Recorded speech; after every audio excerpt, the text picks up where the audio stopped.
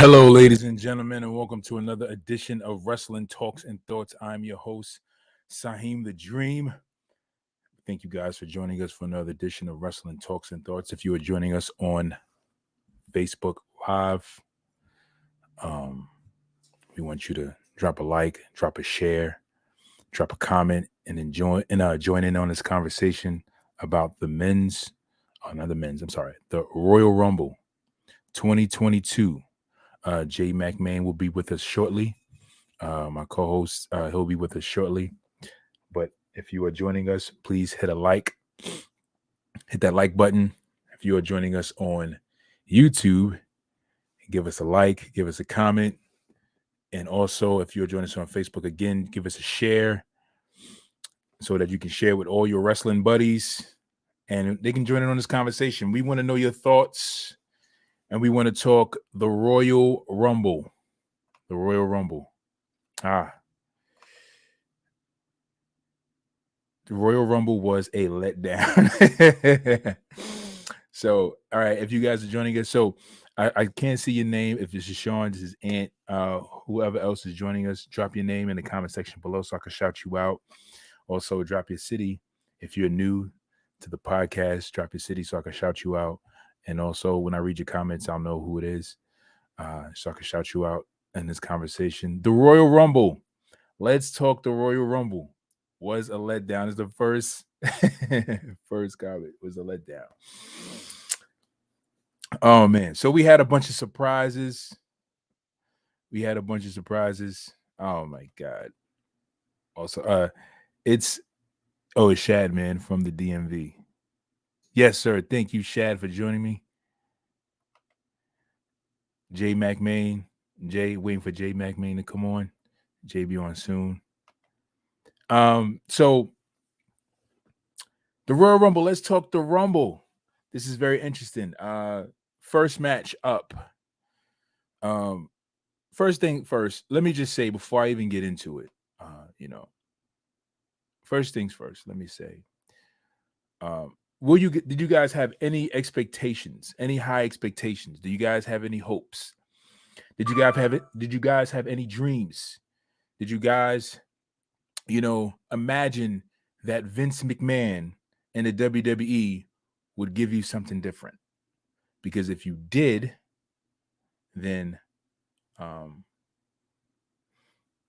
they didn't really give you anything different. I would say that overall, the whole pay-per-view, you did have some good points. There were some high points. For me, there was about 2 high points, 2 great moments in the pay-per-view, and I'll tell you which ones those are.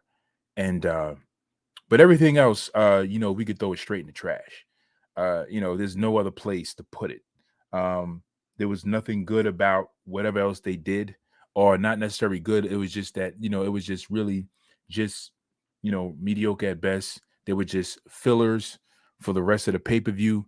Didn't really offer anything else to the storyline, but everything else was pretty like it was the pay-per-view was pretty much predictable. Like if you had expectations, if you went watching the Royal Rumble with any expectations as to say, oh, I'm looking for this certain superstar to show up, or I'm looking for something great to happen or something really good to happen, you were not let down in like one part of the Royal Rumble.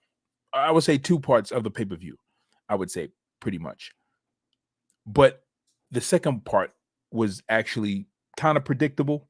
But as far as the whole pay-per-view, if you would have predicted it based on the status of WWE based on how they're booking their shows and how they're doing their shows, you would say the whole pay-per-view was predictable. You could have predicted it and just said, this is going to happen, this is going to happen, this is going to happen. And exactly what you would have said is exactly what would happen. I kid you not. Shad says, the expectations are always low, laugh out loud, but I just hate the screwy finishes to great matches. I love Seth and Roman until the ending, and Bobby and Brock was dope besides the ending too. The Rumbles themselves were horrible. What's good? It's Sean Keys is in the building. Sean Keys, thank you for joining me, bro. Sean Keys is here. Shad, I definitely agree with you. But for me, let me just get into it. So first things first. I pop up. Freak soul, the honeys, bunnies. All right, just joking around. All right. First things first. Roman Reigns, right? Roman Reigns versus Seth Rollins. Let's get into it. High point. This was a high point for me. So high point. Roman Reigns versus Seth Rollins. It was a great match. This by far was the match of the pay-per-view. I would definitely tie it with Bobby and Brock, and I'm gonna tell you why I tie with Bobby and Brock personally. But if we're talking about just, I mean, even story itself, but even story itself, but no, I would definitely say this is the match of the pay-per-view. Yes, match of the pay-per-view. Hands down. Why? Because they had some nostalgia. They had some storytelling into it. They had some storytelling in it. You had Roman Reigns fighting Seth Rollins, who came out in a Shield attire to mess with Roman Reigns. So he came out dressed up as a Shield member, played the Shield music, walked through the crowd, did the flip over the barrier, and they fought a great match. It was a really good match. It was a dope match. Seth Rollins was, just kind of like just poking at Roman's conscience. Like Roman, I think Roman caught him with a Superman punch or a spear, and then it was a spear. After he caught him with a spear, Rollins gets up and he puts his fist out like this to give him the Shield fist bump. So he was just like really just poking at Roman the whole time. It was a dope match. It was definitely one of Roman's best matches of his reign. Roman has had some great matches in his reign, and this is the sad part. This is the best part of the Royal Rumble, but this is the sad part of the whole pay-per-view. The sad part of the whole pay-per-view is that you can tell that out of all of the storylines concerning all the matches, like Roman and Rollins, like Becky and Doudrop, like Miz and Edge, and Brock and Bobby, all of the effort went into Roman's storyline. That's the sad part. Overall, great match. Dope match. Then at the end of the match, okay, so then apparently Seth Rollins, they called Seth Rollins powerbomb, to the outside table, the Shield powerbomb. But it's not a Shield powerbomb if all three Shield members are not involved. So to me, that was a powerbomb, but I see what they were trying to do. But it was, whatever. Then also at the end of the match, they did everything quite perfect too. It was a great match. You should watch it. If anything, if you guys haven't seen it, you should watch it. At the end of the match, so Roman gets disqualified. There was no finish to the match. Roman gets disqualified. And as a matter of fact, it was considered a no contest when Roman should have lost the match, right? But there's no contest. But of course, it has to be no contest because this is Roman Reigns. He has a strong, reign as a champion. One thing that's kind of annoying about Roman Reigns' championship reign is that all these as what Shad said, screwy finishes. Like these finishes are like some of his matches are not really finishing, like they're not ending. Like he doesn't have like complete victory over guys. Like he's just either like there's something wacky that happens at the end of the match, or there's like he doesn't really completely beat his opponent. But anyway, so at the end of the match, Roman Reigns beats the crap out of Seth Rollins with the chair, as when Seth Rollins beat up Dean Ambrose and Roman Reigns when he betrayed the Shield. And Seth Rollins was crazy about it. Seth Rollins was actually standing in the exact spot when it happened. It's like they did that so perfectly. Overall, the match was great. I felt like Roman should have just won the match rather than be disqualified. He wouldn't let go of. He had him in the guillotine chokehold. He had Seth Rollins in the guillotine chokehold. He wouldn't let go of it. He kept yelling, "He won't allow me to let him go. He won't allow me to let him go." So like screaming like a madman. But it was good. That was definitely the best match. I would have to say overall. Yeah, the finish. I don't know. I kind of tie it with Brock and Lashley, in my opinion. Sean Keys says, he says, I totally understand that spot with Roman beating on Seth with the chair. Yeah, it was dope. I thought that was dope. It was like everything in that match was like, great time. And Jay McMahon. Oh my God. He got this. He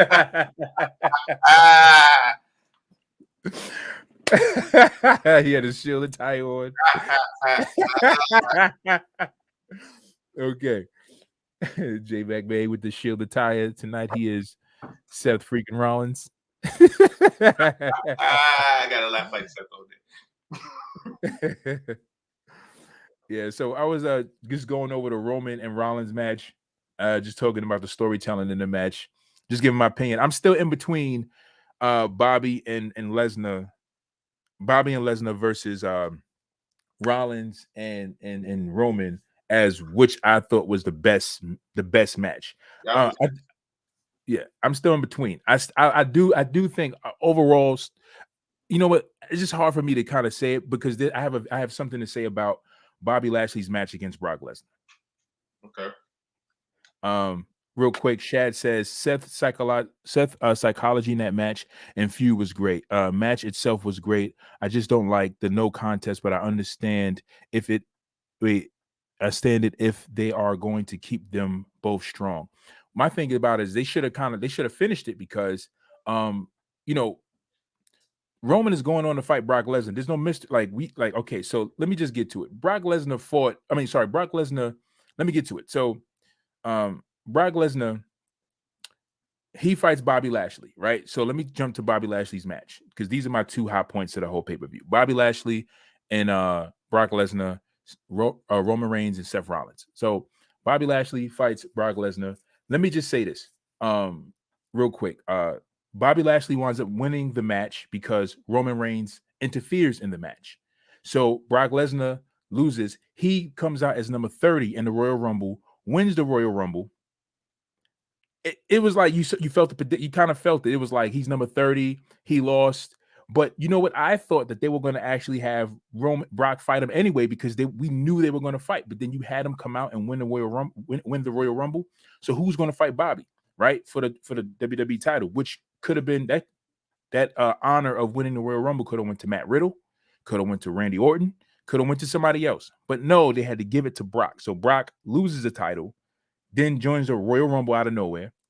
No Finn Balor at that, right? So anyway, let me just get to, I'm sorry. Bad Bunny and Shane made it. Yeah, Bad Bunny and Shane, right? But yeah. All right, so I'm gonna just touch base real quick and try to catch up. So yeah, so as far as the Rollins and Roman match, great match. Like I like the back and forth, like like Shad was saying. You know what I'm saying? Like I love the fact that he came out with the Shield outfit and Roman looked like even Renee Young. I'm gonna call her Renee Young still. Even she was like, "Yo, I love it." You know what I'm saying? Like he comes out like you said with the Shield outfit, he flips over the barrier, and then it's like everything is like Shield-esque. The buckle power bomb into the curb stomp. Yeah. So at first I was upset with the finish because in my mind I'm like, okay, why is this match first? Like why used to? But then I'm like, okay, well if Roman's gonna lose the title and then go into the Rumble, he needs time to rest. Yeah. So that's my mode of thinking. But then when he put him in the guillotine and did not let go, I'm like, okay, that's trash. But then like Shad just said, it's a way of ending the match with keeping them both strong. So now because all month Seth and Seth's argument is, Roman, you can't beat me. You haven't beaten me when it matters for the belt, and that streak continues because Roman lost technically. So Roman still can't. So Seth can hold that honor and say, "Yo, you still haven't beat me when it mattered. You had to go and get yourself disqualified." Now I agree. We all know Roman's gonna fight Brock at Mania. We already knew that was in the work because there's nobody else for Roman. For Roman to fight. But right. I mean, yeah, it could have went to somebody else. But we also got to understand we live in a world of Vince and Kennedy McMahon. Like, who else would Vince pick to win that match? Now, who would we pick? I mean, we can go down the line, but looking at Vince, I know who else. I know who else. Roman. I know who else. Vincent McMahon. I'm sorry, Vince. I said Vincent. Vince McMahon. Well, Vincent. Whatever. Vincent. I know who. I know who else he would pick besides Brock Lesnar. Cena. I know who else he would pick besides Cena. Rock. I know someone else he would pick over The Rock. Austin. I know someone else he would pick over Austin. I know someone else he would pick over Austin. Himself. Roman Reigns. Yeah, big Roman. Like it, you know what? Because it's funny. It's funny. I want to go back to what you said last show. It was like what you said last show. It happened sort of like what you said, but different. So instead of Roman going into the Rumble and losing the title to Seth, it was Brock who lost to Bobby, and Brock went into the Rumble and won the Royal Rumble. Yeah, like we was talking before the show, like I'm just frustrated with how they're catering to Mr. Lesnar. You can't so there's nothing else for him to do. You have to throw him in the title picture. Now, granted, him, Brock, Roman, the Paul Heyman dynamic, cool. So he had the title match. He's supposed to have the other title match at day one, but he ended up. So okay, you want something to do with him. So you throw him in that title match. You let him win the heavyweight title. Yeah. You have him keep the heavyweight title for about 3 weeks. Then he loses to Lashley, but then you have him win the Rumble. Like he's accumulating accolades for what? Like he's in his career, and I'm sure he's gonna end up beating Roman at Mania to add to be the one who finally knocks Roman off the pedestal, right? And get that accolade. He done broke the Undertaker streak. Right. He's gonna end Roman's 1,000 because by that time Roman was at 700 some days now, so he may be at 900 by then. So no, it's a 63 days away. So he may be at like 800. But come on, yo, like this is insane. Yeah, he's almost Roman. If Roman reaches, Roman almost had the belt for 2 years. Almost 2 years. This is the longest modern day reign we've had. Brock succeeded John Cena, and Roman succeeded Brock Lesnar. So this is the longest modern day reign we've had. Since the longest title reign we've had since Hogan. Right. So let's talk about Brock Lesnar versus Bobby. This is what I wanted to say, because I was telling you I was saving this for the show. Bobby Lashley, this is my opinion about Bobby Lashley. I feel like Bobby Lashley should hold that belt for a long time. And I say this, that Bobby Lashley is one of the best big men in-ring performers ever. Because every time Bobby Lashley has been in the ring with someone equal to his size or bigger, he's always giving you a good match. He reminds me of Braun Strowman. Braun Strowman was one of my favorite big men because even though he was big, he was agile, and he gave you a good match as a big man. I hate the fact that they let Braun go, because Braun was very, very good. Bobby Lashley definitely gives you a good match with a big man. Shad says Lashley is due a dominant reign. Shad. Also, he says, who do you guys think Bobby's WrestleMania opponent would be? That's what I was going to ask you. Yeah, that's the mystery. That's the mystery. Let me get to it. Let me just answer the question and get back to what I was saying about Bobby. I don't know. But if we're going based on how the pay-per-view played out and its predictability, I would say it would be Drew McIntyre. But Drew McIntyre is on SmackDown though. Don't make it work. I don't know. I don't know. Vince McMahon does something, but if that's the case, if they're going to go strictly to, him being dedicated to that show, then I would probably say his opponent would be Big E. Based on predictability, it would be Big E. But Big E is also on SmackDown now. And so they're saying, so Shad is saying they're moving Drew back to Raw. Oh, because Seth is technically on Raw. Laugh out loud. So now, but now here's the thing: we just saw Bobby and Drew last year. I don't want to see that again this year. Yeah, I don't want to see it again this year either, but we're going to see it. So, you have no I choice. mean, I wouldn't mind. You know what? I wouldn't mind Seth. Seth and Bobby, because I apparently, think, because you see the yeah, crowd was cheering for Seth. So yeah. I mean, after this performance, more than likely they're gonna go with Seth. yeah, I'd say Seth or KO. I wouldn't say yeah, Sean says Seth or KO. I would definitely yeah, Sean, right? Yeah, you're right, Sean. Either Seth or KO. I don't think they're gonna go with Kevin Owens, it's gonna be the way Seth. they've been playing him down. Huh? It's gonna be Seth because like how? Yeah, it's gonna be Okay, so Seth. after the match Seth had last night, who do you like? Where do you go? You can't put him in the Intercontinental title picture. You can't You have him can't. have Right. a regular match at Mania. So yeah, Right. he has to have a title match Yeah, because he's had he technically was screwed. yeah. Yeah, he had an outstanding performance. Um and I think that's probably why the match ended the way it ended with the no contest and Right. then the way they've been pushing him in the heavyweight title picture and he's been the main contestant that's been pushed in that picture. So Mhm. yeah, so he even fought against, he had a title match against he was involved in that title match with Big E. He just had a title match with Roman Reigns. So it logically it would be Seth, right? I mean, based on predictability, if we're talking like how Vince is doing things, right? Right. Yeah, so it would be Seth. My choice would be Finn Balor, but that's neither here nor there. Actually, we seen that at Mania also. Yeah, for the Intercontinental title. Right. But it would be for the heavyweight title, and I wouldn't mind seeing Finn Yeah, Balor but with the heavyweight title. So. it's a quote Roman. Compared to then, Lashley's on God mode. Now he's not on God mode, but he traded Leo Rush for MVP. So it's different Lashley than that time. Yeah, I'm still pulling for that faction I talked about last show. I'm still pulling for it. that would be great. That would be a great faction to have. Um, that'd be great. Um, but you've seen how the Royal Rumble went, so I don't know, Jay. I don't know if that's gonna happen. I mean, you seen everything coming. I mean, I don't think that Vince McMahon would be in for that. But let me just get to Bobby.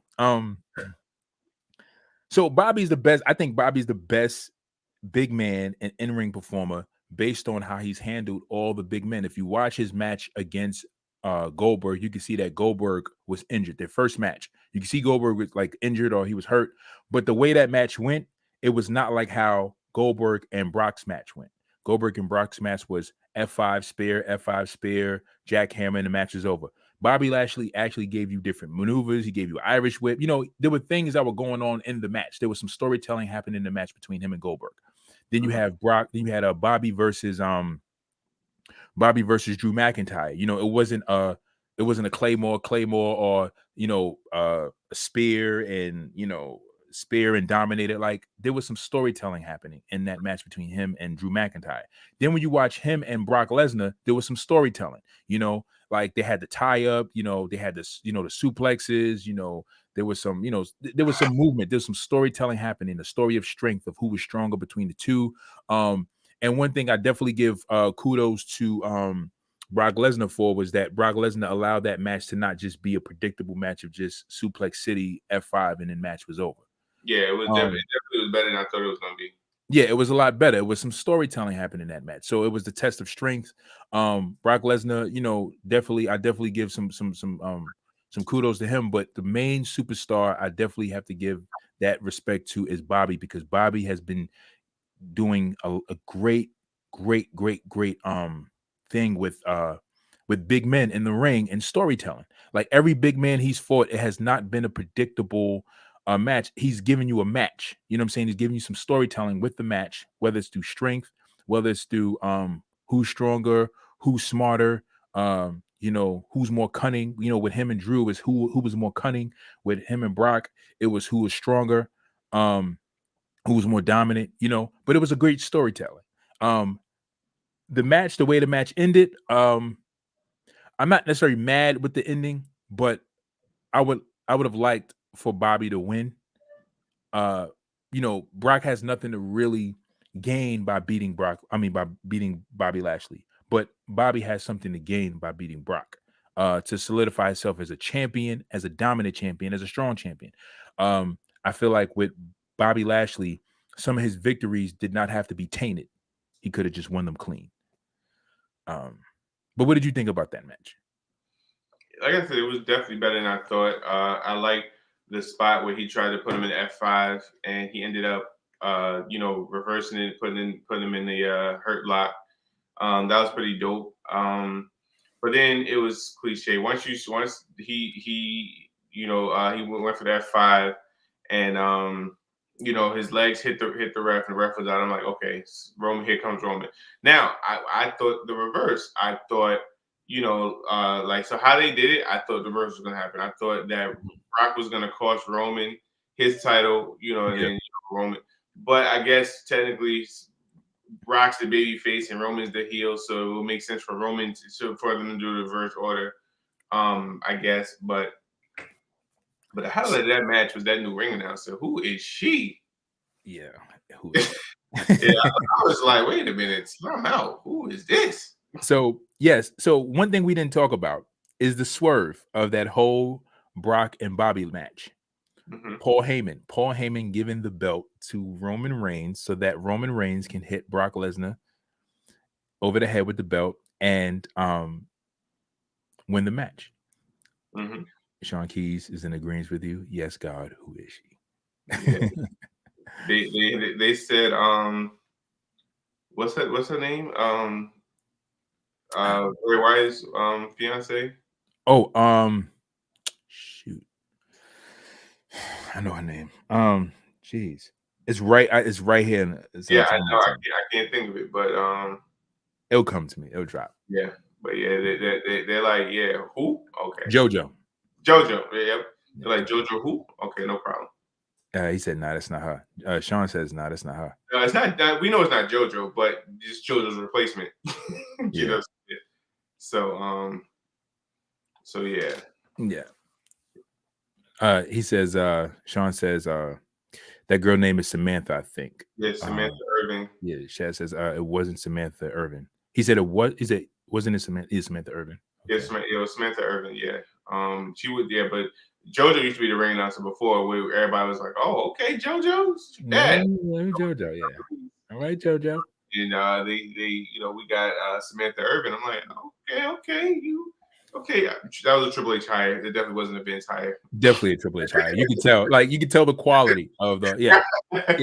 Triple H when he hires the women, there's a lot more. And now she was with the package. And I would be like, okay, that was Vince, but yeah, Triple H gave us something to look at. Yeah. Triple H knows what he's doing, 100%. Shad says Ricochet cuffed her, I believe. Really? Oh, they scooping him up because Bray didn't hesitate on JoJo. He scooped it right up. I think he had a girlfriend and everything. He's like, he left his whole family for JoJo. Yeah. Oh man, yeah. He just like he's scooping him up. He hit his wife with the SpongeBob meme, like. Yeah, he did it quickly. Yeah. Because I mean, shoot, man, dang. Anyway, but yeah, let's talk about the swerve. Let's talk about the swerve with what's that guy name? With Paul Heyman. Paul Heyman giving the belt to Roman Reigns so that Roman Reigns can hit Brock Lesnar over the head. That wasn't predictable. That wasn't I mean, it's weird. It's almost like, kind of, sort of, but I mean, well, that was a swerve. That was definitely a swerve. Chad says, yeah, I saw it on Ricochet IG. That's his shorty. Oh, okay. All right, Samantha. So I think what may happen at WrestleMania. So, there's a lot to talk about. Well, there's some things that's going to be talked about on Monday Night Raw with Brock Lesnar coming out and confronting Paul Heyman if Paul Heyman decides to come out with him. Let's see. Let's look at it. I'm trying to find his story now. Then we have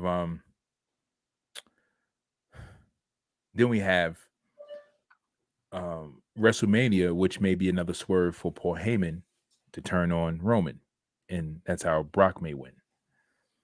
Yeah. So let's see how it plays out. He's a lucky man. Wait, so that's Ricochet girl? Yeah, he just posted. Well, he posted 4 days ago. WCW. Samantha Irvin. Let me see. Yeah, she might as well follow her too. It won't hurt. Oh well, if nothing else confirms it. What is that? Oh, oh yeah.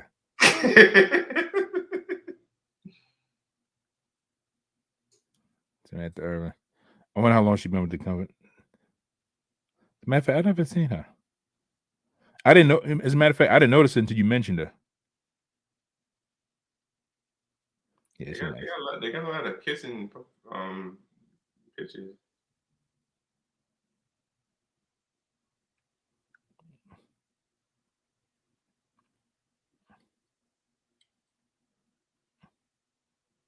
Okay, King Ricochet. I see you, pimp. Ricochet. So he left the other girl, Who? the one who teams with Shorty from NXT, the tag team from NXT. Who's that? Is it a female tag? Yeah. What's her name? I can't think of her name, but the girl, the mixed girl with the braids. Oh, and she used to wear the contacts. Yeah. I know you're talking about. Oh, they were dating? No, not her. Her partner, Casey Canizero. Oh, okay. I know you're talking about. Yeah. Yeah, that's who Ricochet was dating. Okay. I thought Yeah, I thought the other one, the dark skin one. I thought she was. Well, I think she's better. yeah, she's better, Yeah.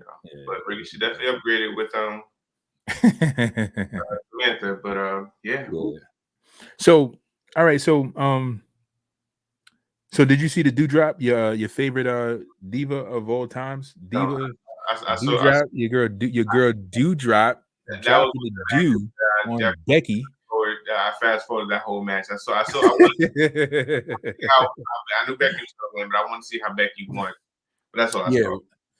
She won with the ugliest rock bottom ever. It's the manhandle slam. The manhandle slam. The rock bottom has been demoted to the manhandle slam. The manhandle slam. The Don't Rock should comebacks like that. the Rock. I'll tell you right now. The Rock should sue. He should sue for what is it called? Copyright infringement or yeah. Well, technically, Booker should sue because let Booker tell it. He was doing the booking way before Rock. See, that's the thing. No. Hold on a second. There's a difference between the rock bottom and the bookend. I'm gonna tell you how it is. So the rock bottom, when he grabs you and he drops with you. Mm-hmm. The bookend, when he grabs you and he drops you, Booker T drops on his knees while your body drops. So that's the difference between the bookend and the rock bottom. If you guys didn't know that. So technically, the manhandle slam is more of a bookend instead of the rock bottom. Well, she drops very sloppy, so I mean, it is what it is. It's the manhandle slam. So you can't say it's because her legs be flapping. Whatever her body does, it's weird because it's like the person drops before her, right. and it's like she's still standing while their body's dropping, and then she drops after them. It's weird. It's like there's no syncopation with this move. Like they're not in sync. When the Rock, he does it perfectly. He executes it perfectly. Booker T, even the way the Booker T does it differently, he does it right. You know what I'm saying? But when Becky Lynch does it, it's just like, you just need to stop. You need to stop screwing up this beautiful finisher. The rock bottom was, originally the Sambo suplex. That's where it comes from. It's really the Sambo suplex. That's really what it is. Right. But I feel like he needs to sue her to get her to stop, doing this. It's ugly. It's an ugly finisher. Her finisher is ugly. It's ugly. Yeah, I fast forward the match too. My wife, she watched it. She said, "Oh, it was pretty good." She said Becky Lynch kind of outsmarted her throughout the match. She used her weight against her. It was some great storytelling. I fast forward. I didn't watch it. Miz and Edge. I'm gonna go back and watch that. I saw the beginning. I saw the end of the match. Mm-hmm. I saw the finish basically, but I want to go back and watch the entire match and see, you know, if it was good spots. Like I'm actually more interested in that than dropping in Becky, but yeah, I'm gonna go back and watch that one. But I did see the finish. The finish was the finish. All right, so the setup to the finish was cool. I didn't like how the match ended. But other than that, yeah, I'm gonna go for the next show. I can be able to give my full details about it. Yeah, I ain't trying to watch that, B. You're not taking 30 minutes of my time to get that match out of me. I'm not watching that match. If you guys watched the match and you guys seen it, let me know what you thought about it. I'm gonna give you my opinion on The Miz. The Miz is one of my favorite wrestlers. He'll give you a great promo. He won't give you the best match. The only time The Miz will ever give you a good match is when you have a good wrestler in the ring with him. Edge is good enough. Edge is that kind of guy to be in a ring to give you a good match out of Miz, because The Miz is not going to really give you too much in a match. So it's more so the storytelling of the promo and how he works with the character that really makes the match with Miz. Because the Rock, The Miz is sort of like The Rock, but without the good wrestling. You know, The Rock is not the best wrestler in the world, but he's a good wrestler to where he can give you a great match. You know what I'm saying? He can do some storytelling in the match. But The Miz,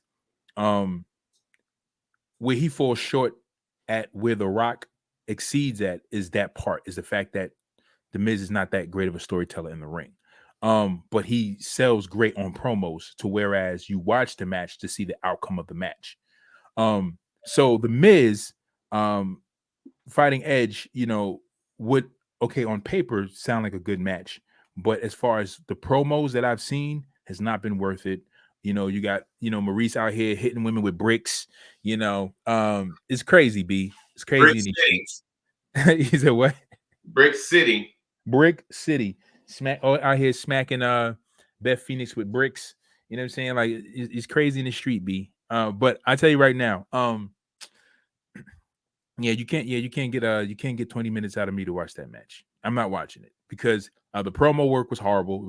It was Edge is a great wrestler. Edge will give you a great match. I think he's one of my favorite in-ring performers. He's not at the top of my list, but he's one of my favorites. He always been since he was a mid-tier competitor. But as far as him, yeah, I'm gonna go mobile. My bad. As far as him wrestling The Miz is not, it wasn't working for me. It wasn't working for me at all. Not at all. Couldn't do it. So let's get to so we covered Rollins and Roman. We covered Doudrop and Becky. We covered Brock and Lashley. Who else was there? That was only the only 4 matches that they had. Right, only 4 matches. Okay, yeah. And then you had. So, how do you feel about your girl, lousy Ronda Rousey showing up? It was kind of. You said what? Oh, you breaking up?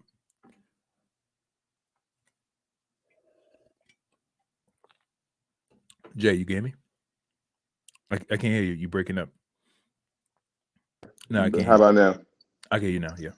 Okay. So now, granted, I knew Ronda was coming back because it was all over the spoiler boards and stuff like that. But the only problem I had with Ronda was she wasn't that good when she was there, and it's like she came back even more rusty than like the punches she was throwing. I'm like, yo, come on, Ronda, like it clearly looks like you're holding back, like you're what are you doing, Ronda? Like what the hell are you doing? Sean was pissed. Sean says he was pissed. I was pissed. I know Sean was pissed. Sean, I'm gonna tell you right now, I was exactly where you were, but I wouldn't allow myself to give that type of energy. I stopped giving certain energy to certain things, and I've learned. I said I need to preserve my sanity, so I wouldn't allow myself to get mad. But I was mad. I was not happy. I can say, let me not say mad. I was not happy, but I knew when she showed up, I was like, well, we already know who's going to win this Royal Rumble. I guess the rumors were true. She did return. She came back, And when she showed up in the Royal Rumble, it was like, yeah, she's gonna win. And it was like, okay, because when she showed up in the Royal Rumble, in my mind, it was like I don't give a F moment. So it was just like, I don't care about this. I don't care that you're gonna win. I don't care that you're here. Whatever. Everything just went out the window. To me, it was like throw the whole event in the trash. I was done. Mm-hmm. Totally done. I mean, like I said, I already knew it. Because it's like, it's like I said, we all knew she was coming back. Like I said, I was reading all we all read the articles, we all saw it coming. Right. So, but it was just crazy because now did I think she was gonna win? Probably not. But then if you really look at, but if you, all right, so then you got to be realistic about the whole thing. Like, okay, one, if Ronda Rousey comes back, she's gonna come back for a reason. Like, you have to give her and entice her with a reason to come back. That's one. Yeah. Two, okay, let's be realistic. Bianca won last year, so you're not gonna have Bianca win again this year. Right. And then outside of that, Bianca feuded. I mean, then you gotta look at rosters. Bianca's on Raw. Bianca feuded with Becky most of last year, so you're not gonna come back and go right back to that. Yeah. You know what I'm saying? So that ruled Bianca out. Liv just had a feud with Becky not too long ago, so you're not gonna go to that. You know what I'm saying? So it's just like, all right, what or who else makes sense? And I mean, unfortunately to say, the only person that makes sense is, Ronda, because, even though, we didn't see anything from Rhea Ripley, but Rhea Ripley just had a title run, you know what I'm saying, from Mania to right after Money in the Bank. So from Mania to Money in the Bank. So, you know what I'm saying? So it's like you said, it's like who else would you give it to? And like I said, it just mathematically makes sense, unfortunately. Yeah, it does. And then, there is the history between Ronda Rousey and Becky Lynch and their feud, their, short-lived feud for, from their Mania from like what I think it was like 3-4 years ago, where they really inserted Charlotte Flair into the main I was about event. to say that they couldn't let Ronda and Becky have it. They just had to add the Queen because you didn't want to hear the Queen cry. Right. Even though they could have had Charlotte pair with another female wrestler on the roster, and then at Mania, and then what was stupid about Charlotte being stuffed in that main event was the fact that Becky wound up beating Ronda Rousey in the ring. She wound up making her tap or pinning her, one of the two. But she wound up winning that match and winning it over on Ronda Rousey. So, which was dumb because it was like you should have had a one-on-one match rather than stuff Charlotte in it. And if your point was to stuff Charlotte into the main event so that it won't seem as if Becky is a lot more dominant than Ronda Rousey or can beat Ronda Rousey one-on-one, why would you have Becky Lynch beat Ronda Rousey? You know what I'm saying? Like, why would you have her get the victory on Ronda Rousey in that triple threat match? It was stupid. It was poor booking.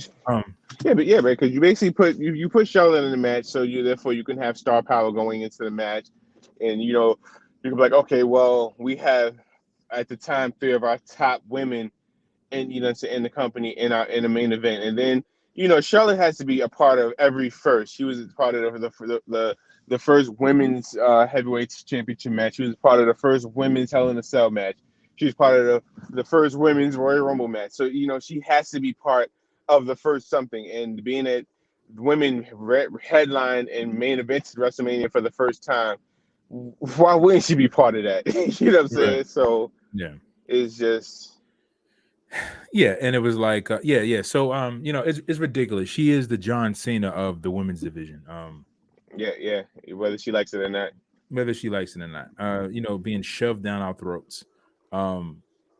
It's horrible. Again, and of course, which leads me to the finish of that Women's Royal Rumble, where the last 2 people in the ring to duke it out for the opportunity to go to WrestleMania. Now, mind you, Charlotte Flair is already the Raw Women's Champion. No, she's the SmackDown Women's Champion. Right. SmackDown Women's Champion. Mind you, Charlotte Flair is the SmackDown Women's Champion, and she's in the Royal Rumble. Why is she in the Royal Rumble? Jay, Very can you good tell me question. why she's in the Royal Rumble? Because she's the queen. I mean, why not? You know what it is? I bet because I guess it was more so. I mean, now storyline wise, you kind of get it because it's like, all right, well, Ronda. Well, Charlotte was a sacrificial lamb, let's just say.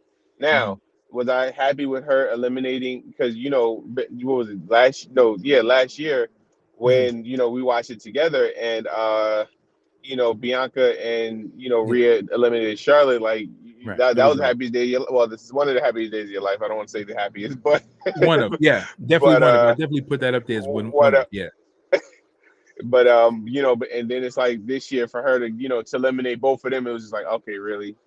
But I think I think they more so put her in the match to what I'm saying, to get to be the sacrificial lamb. Now, if they may swerve it and have Ronda go to SmackDown and feud with Charlotte and actually fight Charlotte because Charlotte may come out talking trash on SmackDown. Like, I would have won the Rumble if Ronda Rousey didn't come back and et cetera, et cetera. And what I'm saying? So so it could be swerved where Asuka could come back and fight Becky, and Ronda can go on to fight Charlotte, and because Ronda's already had the Raw Women's title, so now so she can add to accomplishment to being the SmackDown Women's Champion, and then it will be very interesting to see if they pair her with Shayna Baszler, which I kind of like the kind of hint that they did last night, when they was in the ring together. So that will be very, very interesting. And then, and another great stable, you have Ronda, Rhea. I mean, well, Ronda, Rhea will be fired too. But you have Ronda, Shayna, and Sonya Deville. And then you can even bring Mandy Rose back and put Mandy Rose with them as the eye candy. But I mean, you have 3 bona fide UFC thugs. Hey, That'll be crazy. That'll be dope. That'll be great. I mean, because you already have Sonya Deville and Shayna Baszler already paired together. So to add Ronda Rousey to the mix, and of course Ronda Rousey is going to be like the lead character. Yeah, it would make sense. It would be dope. If Ronda, well, more than likely Ronda's more than likely going to stay because she's going to fight either Charlotte or Becky. But we know in this predictable age that we live in the WWE, this is going to be a Becky Lynch versus Ronda Rousey because that's who she's going after.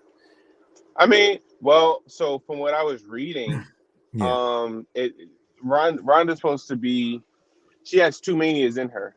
You know what I'm saying? So I think that they're more so gearing for Ronda to face Charlotte this year. Yeah, and then next year it's going to be Becky and Ronda. That's what I was reading. Now what's crazy about this is that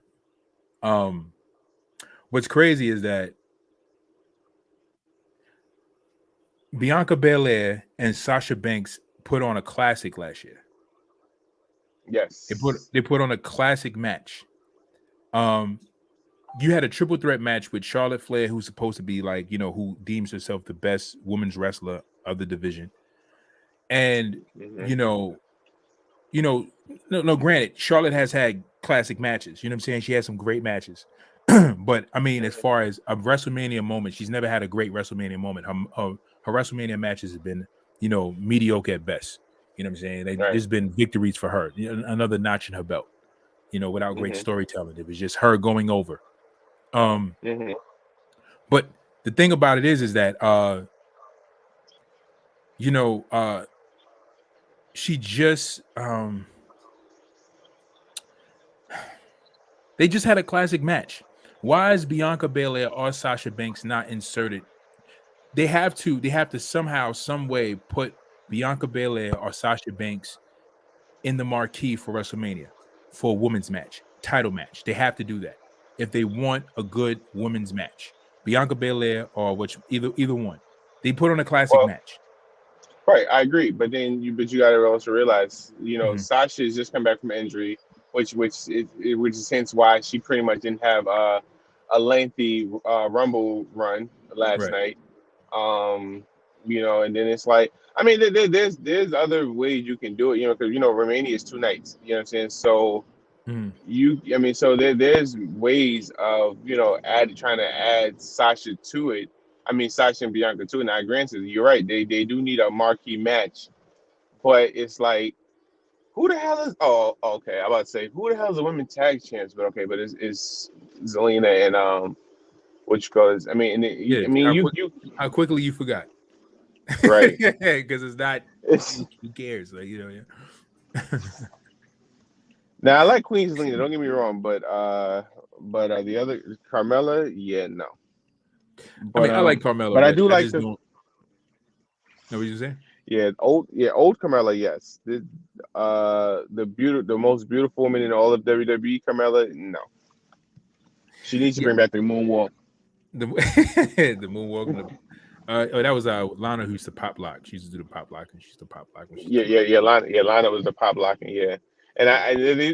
and see, okay, so now actually we get to the Rumble, the Women's Rumble. Mhm. So entrances that I liked outside of the everybody who's supposed to be in there. I love the Cameron entrance. Mhm. Cameron, I loved it. You know what I'm saying? With one, she's great on the eyes. Wink, wink. Right. And and even though she wasn't a great wrestler, but Cameron was cool. Cameron was okay. So I'm okay with the Cameron entrance. I told you last week that we Mhm. was going to see Alicia Fox in this Rumble. I know it. There's no way you got Rumble without Alicia Fox. Well, I Um, mean, Jay, who else? Who else they have? so I heard Caitlyn was backstage. They could have used Caitlyn. I heard Jillian was backstage, which I'm glad they didn't go with. Now, Mhm. in my perfect WWE world, I would have loved to see Paige come back. I would have loved to see Yeah. Asuka come back. Even if they come back and don't win, just to hear their music hit, and the crowd pop from them being in a match. You know what I'm saying? That would have done everything for me. Um, You know what I'm saying? Ivory, you could have not. I could have done without Ivory. I could have done without Molly Holly. Now the Right. whole Molly Holly Nikki Ash, it was cute, but I Yeah. could have done without that. I could have actually done without Nikki Ash being in the match. To be honest with Right. you, but and that could have been a spot for like a Dakota Kai or Raquel Gonzalez or something like that. But I definitely would have preferred to see Asuka, or definitely Paige. You know what I'm saying? Even if Paige music come out and she gets attacked and don't get into the ring, just the fact that her entrance music hits that music we haven't heard in so long, that would have been a lot. You know what I'm saying? That would have done a lot for me. So So on Monday Night Raw they're gonna have a Molly Holly versus Nikki Ash. There's gonna be some kind of yeah, segment they're gonna incorporate there Monday. You're gonna see Nikki Ash versus Molly Holly or something. They're gonna give them something, just to you know entertain us with something, some whatever. I mean, I'm probably not gonna even watch the match, but we're just gonna be but wasting but time. yeah, because Nikki is almost superhero. Molly Holly was an actual superhero, so so you can't even. Right. So Molly's gonna kill her. Yeah. I mean, yeah. I think what Nikki Ash is gonna do, I think Nikki's gonna beat her, and then she's gonna be like, I'm a full superhero or whatever. And probably change her name or something. Some ridiculous. That'll be her turning point. Yeah, turning point. Yeah, some foolishness. Um, yeah, yeah. Paige, so Paige, yes, I totally forgot about that. Paige was my top pick as to come back. I wanted Paige to come back, but I went into watching the Royal Rumble with no expectations, no predictions, just with an open mind to see exactly how the pay-per-view would play out. I didn't want to I was just like, let me just see how this plays out. I went into even down to the Brock and Lashley match. The only thing I had in the back of my mind was, I think Brock is going to win this match. There's going to be a suplex, F5 BS, but Yeah. it didn't go that way, and I was very pleased with that. That's why I was so happy with that match. Other than I was more happy with the match, I should say. So this women's Royal Rumble, yeah, Better than the men's. I throw this one in the trash. Men's Royal Rumble, that's I think another. the This is women's. another one. Yeah, I think the women's was better than the men's. Honestly, in my opinion, You think the women's was better than the men's? absolutely. I mean, I didn't like either one. I mean, I mean, it was just, to me, it was just a match. It was just a match to see how it was going to play out. I was hoping.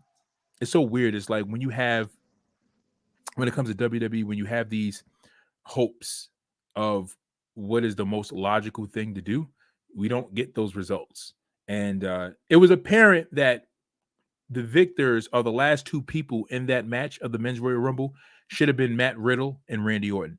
That would have been dope. If Brock Lesnar was not included, everybody gets eliminated. Let's say Randy and Riddle eliminate Drew McIntyre, and those, it's down to the last three. Randy, Riddle, McIntyre, they both eliminate McIntyre, and then they're both standing in the ring together to contend for who goes to WrestleMania. That would have been dope. That would have been a dope moment. The fans would have went crazy. That would have made the Men's Royal Rumble worth it. We didn't get that. That was the obvious thing to do because they're like one of the hottest, or if not the hottest, superstars on Raw. But that was the thing to do. They didn't do that. What they did was they inserted Brock Lesnar, who came in at number 30. Suplexed everybody around, tossed everybody out the ring. He just dumped Drew McIntyre out the ring like he was nothing. He was just like, yeah, but forget all this Claymore's foolishness, and just tossed him out the ring, pointed to the WrestleMania sign. And it was so weird because it was like when he sat there and he pointed to the WrestleMania sign, it was just odd because it was just like, bro, like, why are you pointing at the sign? We already know you're going, So that was a big fail. That Men's Royal Rumble was a total failure.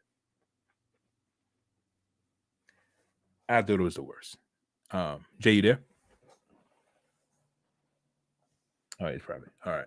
He'll be back with us. But yeah, it was a total failure. But I want to know what you guys think about this event. I want to know what you guys think about the Royal Rumble altogether. We got a few comments, had a few comments in the comment section below. Sean Keys, Shad, and we just talked about just what WWE is doing as far as the predictability, as far as how this whole pay-per-view played out. I mean, it was just horrible in some aspects, but we had some good points. We had some great storytelling. So it wasn't the best, but the predictability continues. The Royal Rumble surprises weren't that great. They weren't as good as the other ones were. Oh, so Men's Royal Rumble. Another moment in the Men's Royal Rumble. Kofi Kingston's botch. So Kofi Kingston tried to do his infamous, Royal Rumble spot where he gets knocked out of the ring and gets somewhat almost eliminated. But in that moment, he botched and both his feet touched the ground. He was hanging on the I think the apron of the ring. He gets hit, flies to the barrier. Both his feet touch the ground before he can kick him to the barrier so he can kind of do his little cat thing. And he was eliminated.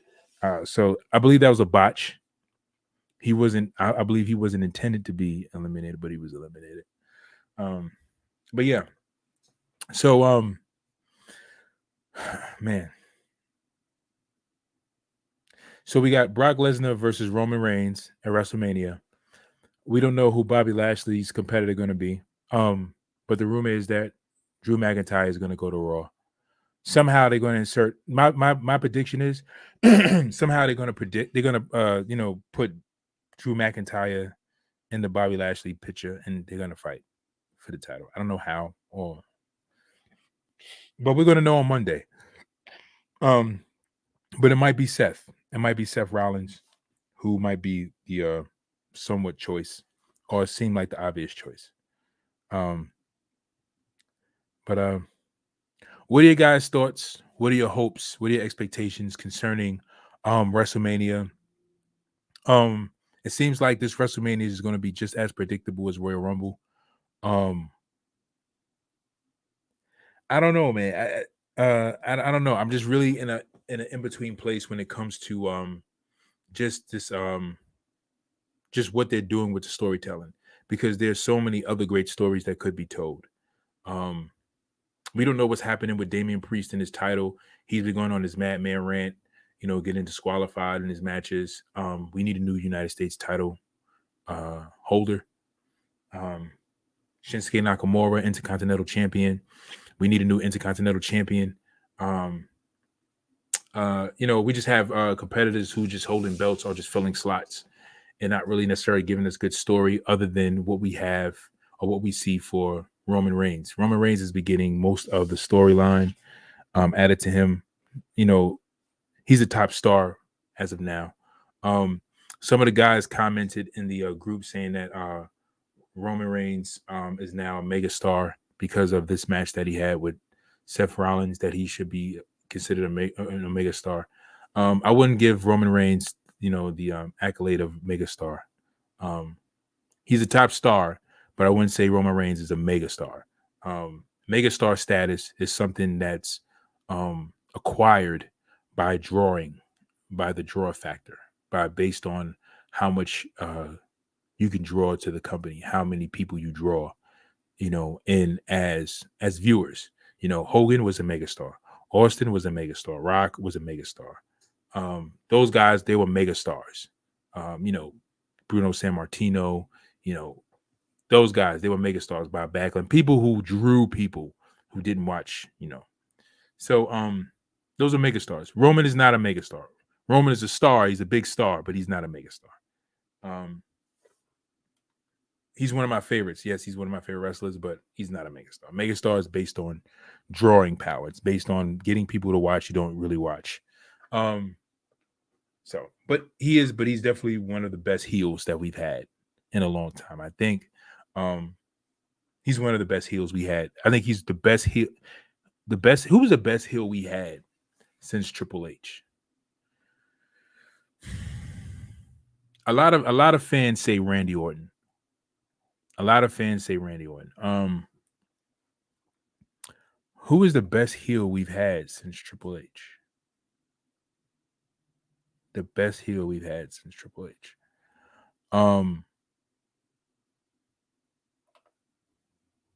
It's a good question. Who is the best heel we've had since Triple H?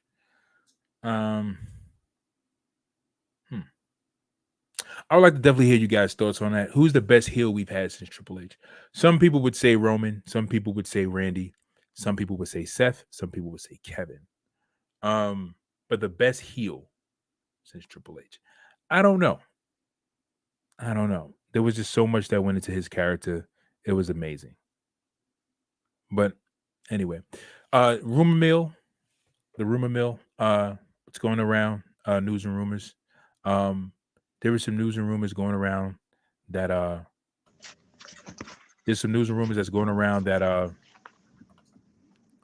Triple H is done with NXT as far as we know. He's recuperating. Is this on? I'm not sure if you know Jay. You can hear me, Jay? Can you hear me? Oh, okay. Yeah. So news and rumors. Yeah. So you can hear me? Yeah, I can hear you. Yeah. So Triple H is done with NXT. That's the rumor that's been going around. So no more Triple H with NXT. They said Vince McMahon has Shawn Michaels running NXT. He's been pleased with how Shawn Michaels has done a good job with NXT.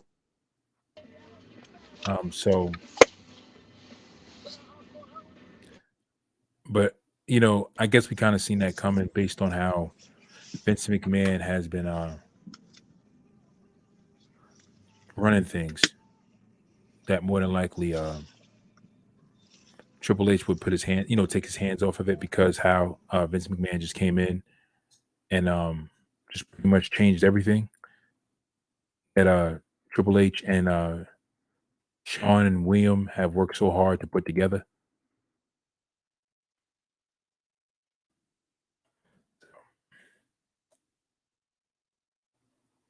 It's very interesting.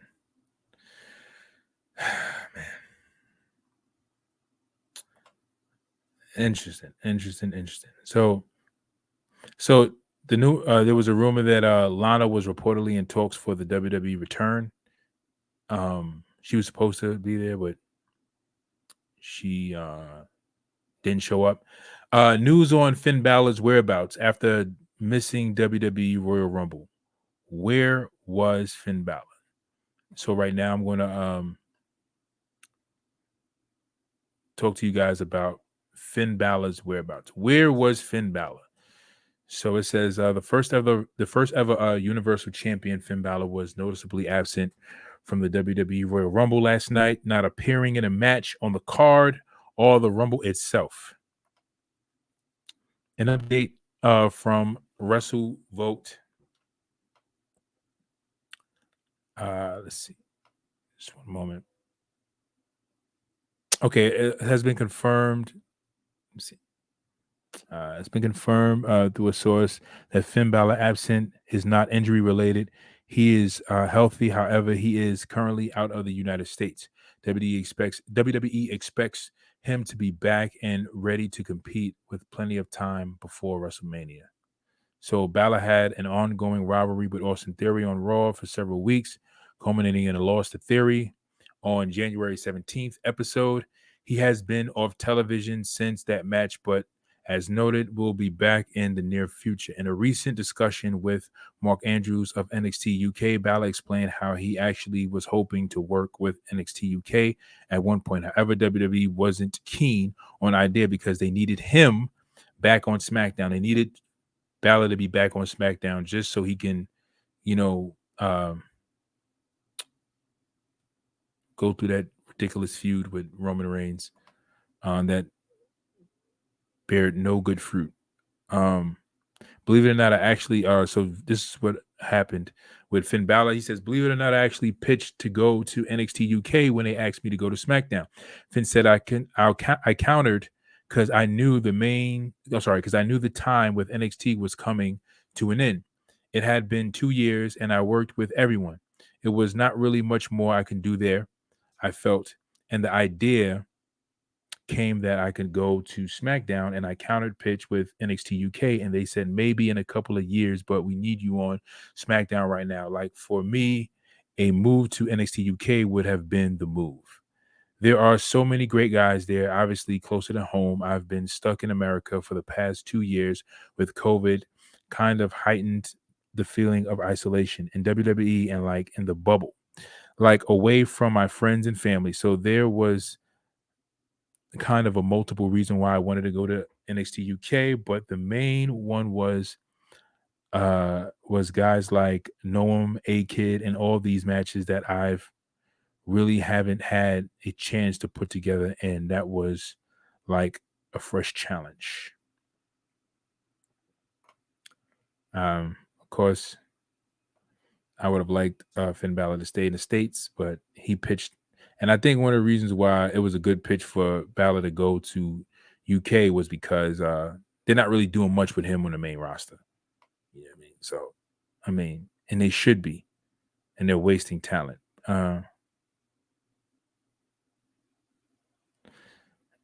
Potential. So Becky Lynch has so yeah, we already know that Becky Lynch is going to fight Ronda Rousey. We already know what's going on with that.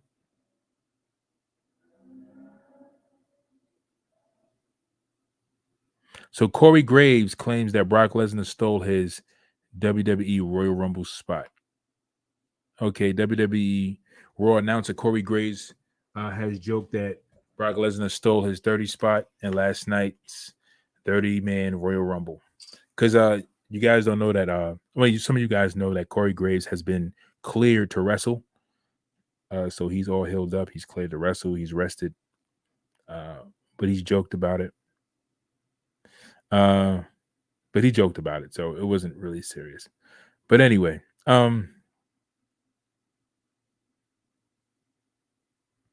so I'm going to get into this last rumor. And then we're going to sign off for you guys. It's been an hour 15, and we're going to sign off. So apparently, a huge match reportedly planned for WrestleMania 38 with none other than Ronda Rousey. It looks like the Queen, Charlotte Flair, and the baddest on the planet, Ronda Rousey, are set to collide at WrestleMania 38, according to new reports from F4WOnline.com. So, Jay, this is what you were talking about. Ronda Rousey and Charlotte Flair potentially having a match. Yeah, because again, like I said, it's like you kind of want to build, and I guess and like I said, she's that her last run, she was the Raw Women's Champion for a year. You know what I'm saying? So I guess now you give her the SmackDown Women's title, so therefore she can add to her accomplishments and say, okay, I was in WWE. My first match is at WrestleMania. I had my WrestleMania moment. Then oh my god, then I was the Raw Women's Champion. I'm the SmackDown. Then I got the SmackDown Women's title. So it kind of adds to her list of accomplishments. So it just makes sense, honestly. So and then especially since she has two manias in her, so you get so you can have her. You can have your one-on-one with Charlotte, and you can also have your one-on-one with her and Becky. But I think, like I said, I think this year they want to more so promote Becky and Asuka because one, we haven't seen that match, and outside of that, Becky basically handed the belt to Asuka, so it's a way of Becky or Asuka, Becky saying, okay, well, I gave you the belt last year because I felt I felt you was the best person, and Asuka could be like, okay, well, now you gave it to me last year, but now I'm coming to take it. So it could be interesting dynamic. Yeah, it could be. It definitely could be an interesting dynamic. I would not be opposed to Asuka taking the belt off of Becky, though I would prefer somehow having Bianca Belair. I mean, I want Bianca Belair to revisit that match. Bianca Belair needs to. So you want another triple threat match that includes Ronda? Not a triple threat match. I just think that Asuka just can come back and wrestle, and Bianca Belair can fight Becky Lynch. I mean, I would if you would ask. We've seen that already. Yeah, but we seen Brock Lesnar versus Roman Reigns about 7-8 times. I mean, Well, yeah. It's just that understand. Okay, so because I understand what you're saying. You're saying is what makes sense or what would work for the time. Especially having the hot competitor come out. But I mean, but for storyline, right? It does make sense for storyline because Becky and Bianca never really, finished their feud. It just went left. You know what I'm saying? It's like they were feuding and then everything just went somewhere else. So they never really kind of completed their feud. It was just, I just feel like it's just robbery that Bianca Belair, does not get the belt back. It feels like robbery. It's like she's the best woman in that division. She's the best. She's if not the best or one of the best of that division. Someone who, needs the belt. We have two heels with belts. It's just but anyway, Asuka having the belt. Asuka has had the belt already. Asuka held the belt for almost half a year, almost a year after she got the belt from Becky because she lost the belt. Then she got the belt back. You know what I'm saying? So Asuka, had multiple reigns with the belt. So, Asuka would just be another one of those people like Charlotte who gets the opportunity or gets the belt. I just think that Bianca Belair should be the one as a face to get the belt. We need a face, a strong face. She's a strong face who should get the belt and carry on with the title. So in other news and rumors we have, it is noted. So the big plans for WrestleMania 38. This is what the plans are. This This is what they're saying. It says, it is noted that, let's see, let me go back to it. It says, it is noted that the angle to set the feud in motion will either happen during, after the Women's Rumble. Let me see. All right. I think I skipped that article. Okay. So, yeah. So it says, it looks like the Queen Charlotte Flair is supposed to be battling Ronda Rousey. It says it is noted that the angle will set the feud in motion. Will either happen during or after our Rumble. The match, it says the match will,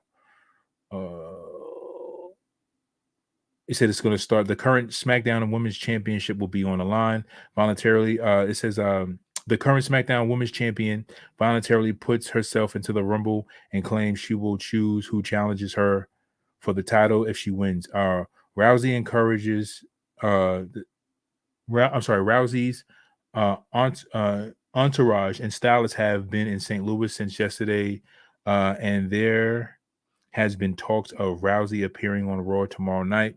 As noted early today, the current plan is Rousey to be back as a regular on SmackDown. But up until now, the word's still going around that Rousey versus Becky Lynch at the grandest stage of them all. While plans have Rousey being a regular on the Blue brand, she's expected to still work on Raw shows to boost ratings. So expect to see Ronda Rousey on Raw. It says regarding Rousey WWE contract status, this new report says she's expected to be with the company for 1 year. Contract specifies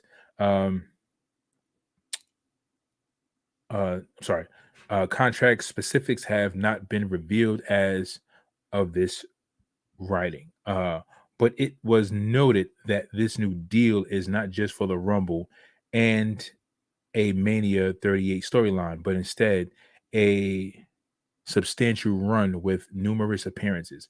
It was also noted that appearances at both this year's and next year's WrestleMania are part of the deal.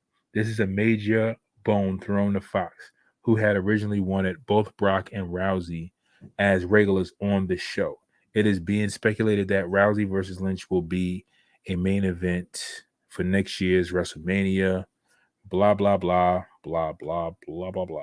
So, same old, same old. That's the plans. That's supposed to be the plans for WrestleMania.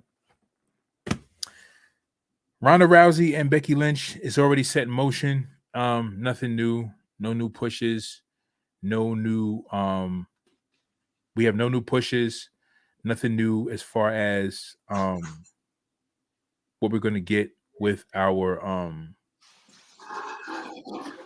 nothing new we're gonna get with our storyline. So Jay, you were right. What? About the rumor. So that rumor, yeah, it's apparently true. It's happening. Ronda Rousey is set in motion to fight Charlotte.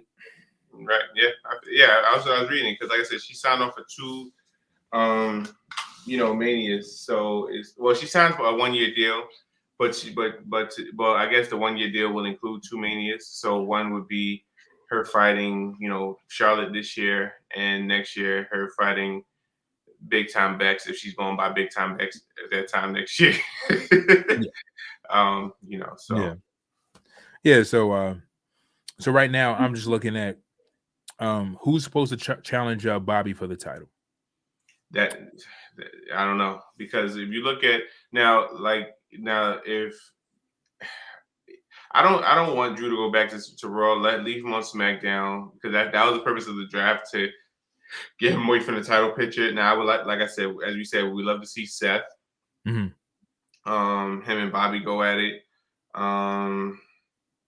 And outside of that, there's nobody else, unless you're gonna try to somehow bring somebody back that you'll be believable. But other than that, Seth will be the only one, because I can see KO fighting Damian Priest for the U.S. title and him taking the belt off Priest.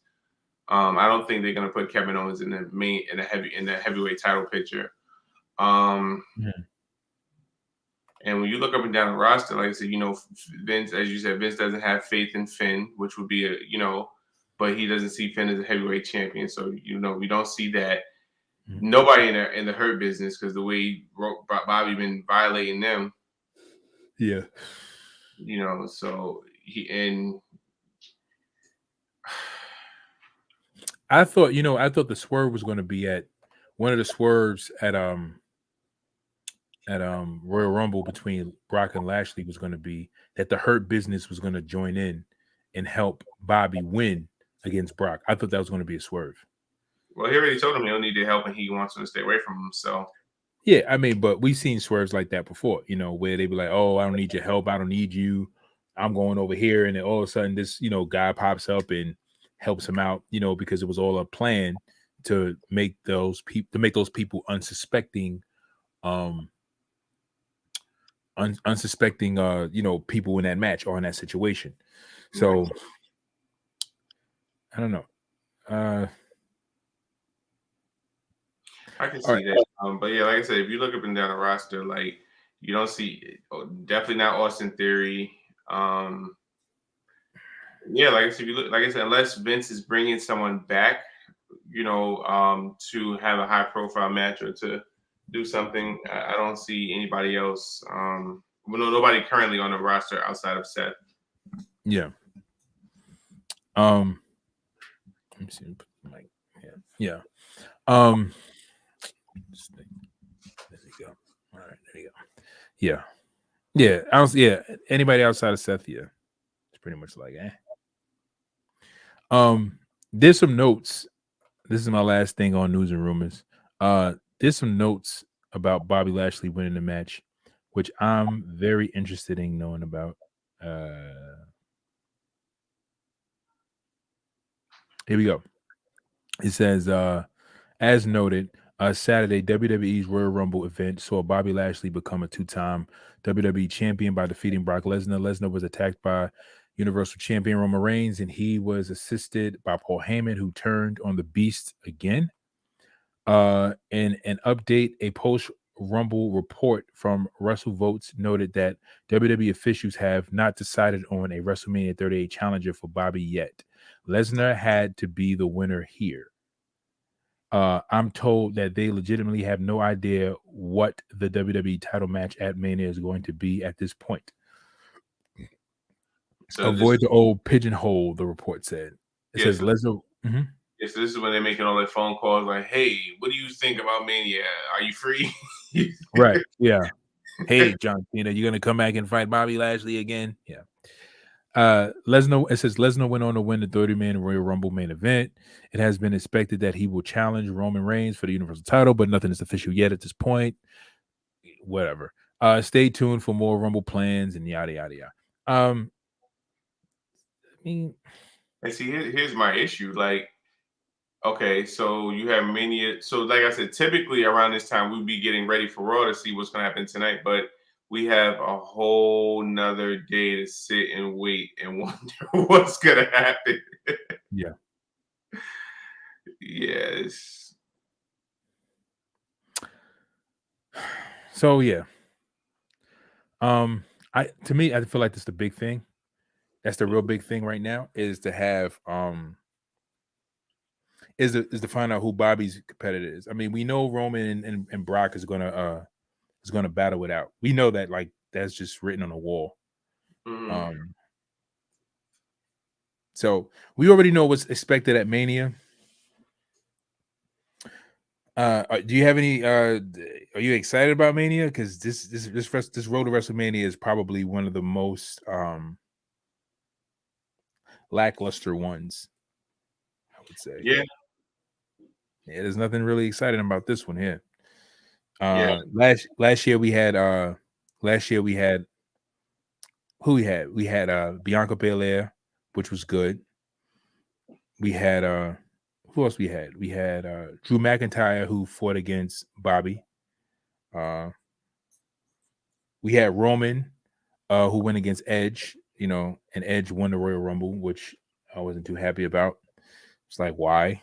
And then he went into a triple threat match where Daniel Bryan squeezed himself into it, and they decided to make it a triple threat match where they both lost, where it should have just been an Edge versus Roman match. Regardless if fans were upset with it, it would have made sense because we always wanted an Edge versus Roman match. We finally got the Edge versus Roman match, but not at Mania, which we probably should have got it at Mania. Oh, I don't know if you touched base on this, but Finn's on vacation in Dublin. Yeah, I just touched on it. Okay. Yeah, I just touched on it. Yeah, he wanted to. I also spoke about how he wanted to.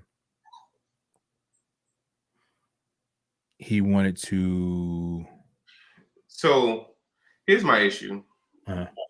I was reading a bunch of articles. So I felt WWE was like kind of like scratching and clawing for the women's rumble. So far these are the names that I see that they reached out and they declined. The Iconics. Apparently they were interested in bringing back Lana, but Okay. why would Lana want to come back for the rumble after you released her like that? Right. I don't know. It's like your job firing you. Like, hey, you want to come do this one last favor for us? No. Like no, like F out of here. Like what? Like the way we parted ways. What about did they try to reach out to CM Punk again? Nah, I think they've officially realized and come to terms that He's never coming back ever again. Like Yeah. he said, I'm never returning ever again. Right. Even if WWE somehow in the future buys AEW, he'll retire again before he before he competes in WWE again. Yeah. CM Punk is never coming back. So they reached out to the Iconics and the Iconics turned them down. Yeah, they was not with it. Yeah, they wasn't with it. Yeah, I see that they have the women's titles, the tag women's titles in Impact Wrestling. Yeah.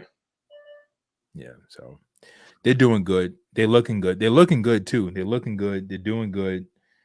They were again, and they were. Anyway, that was another sad story with them too, man. Yeah. Great tag team. They weren't the best in the ring, but they were great as entertainers.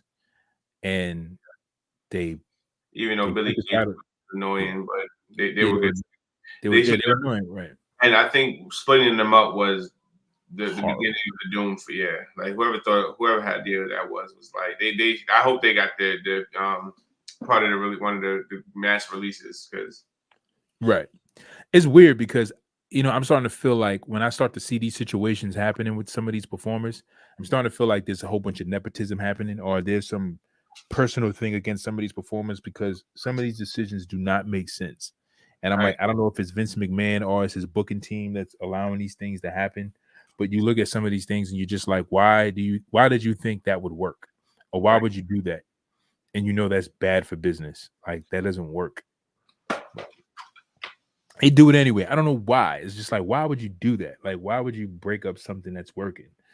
Why would you the whole point is for them to go out there, get booed, garner those boos, or the whole point is that person to go out there, get cheered, get those cheers, get over, and then you give him a major spot.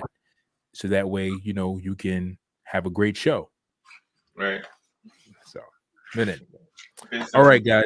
Yeah. What'd you say? Vince doesn't grasp that concept or that reality, unfortunately. Yeah. I'm just trying to figure, but I'm, the funny thing about it is I'm trying to figure out what is it what is his plans? Like, what is he trying to do? Like, what is he trying to, what I'm trying to figure out is what is he trying to accomplish by making these decisions that he's making with all these bookings in some of these matches? Like, what is he doing? Like, what is he trying to do? Like, what is the point? I think if you ask him, he wouldn't even know. He'd be like, I don't know, damn it. I'm just trying to figure it out. Yeah, but again, it's so funny because I've heard so many different stories about how he's made the obvious choice. Like he's booked the obvious choice and said, okay, Kevin Owens and Jericho, you guys are going to fight for the Universal title at WrestleMania. And then he just flakes out, because Goldberg finally agrees. He flakes out and says, you know what, Goldberg, I'm going to have you take the title off of Kevin Owens and have Brock Lesnar and Goldberg at WrestleMania for the Universal title. And it's like, why would you do that? It was like, yo, you already had a great story in place. Just have Goldberg and Brock Lesnar fight, a regular match. You know what I'm saying? Like, but I don't know. Sean says, what is next for Seth Rollins because he won by DQ? Or I need to chat. I believe he goes on to fight Lashley. Yeah, it's the obvious choice. I think right now we can just go with the predictable. We know that it's whoever Vince is pushing. So you see that Vince is always pushing someone like Seth Rollins in the main event picture. We see that Vince is always pushing Brock Lesnar, Roman Reigns, Edge. These guys are always placed in main event spots. Now he's pushing Bobby, which is a good thing. Mm-hmm. Drew McIntyre is one of those, but it seems like it seems like he took the rocket off of Drew McIntyre. Seems like he took it off. So it's like being that we can see, you know what I'm saying? Like we can see what's predictable right now. I think the predictable choice would be Seth Rollins. Like he's that guy that they're gonna predictably push. Or rematch. And my name is Andrew. Oh, Andrew. Oh, thank you for joining us, Andrew. Thank you for joining Wrestling Talks and Thoughts, Andrew. Anthony Cobb says, yeah, I ain't like the finish of that Rumble. We ain't like it either, Ant. It was horrible.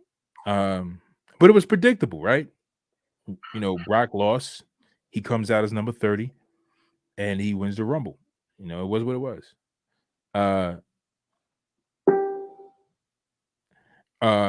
Andrew says Roman versus Brock versus Seth.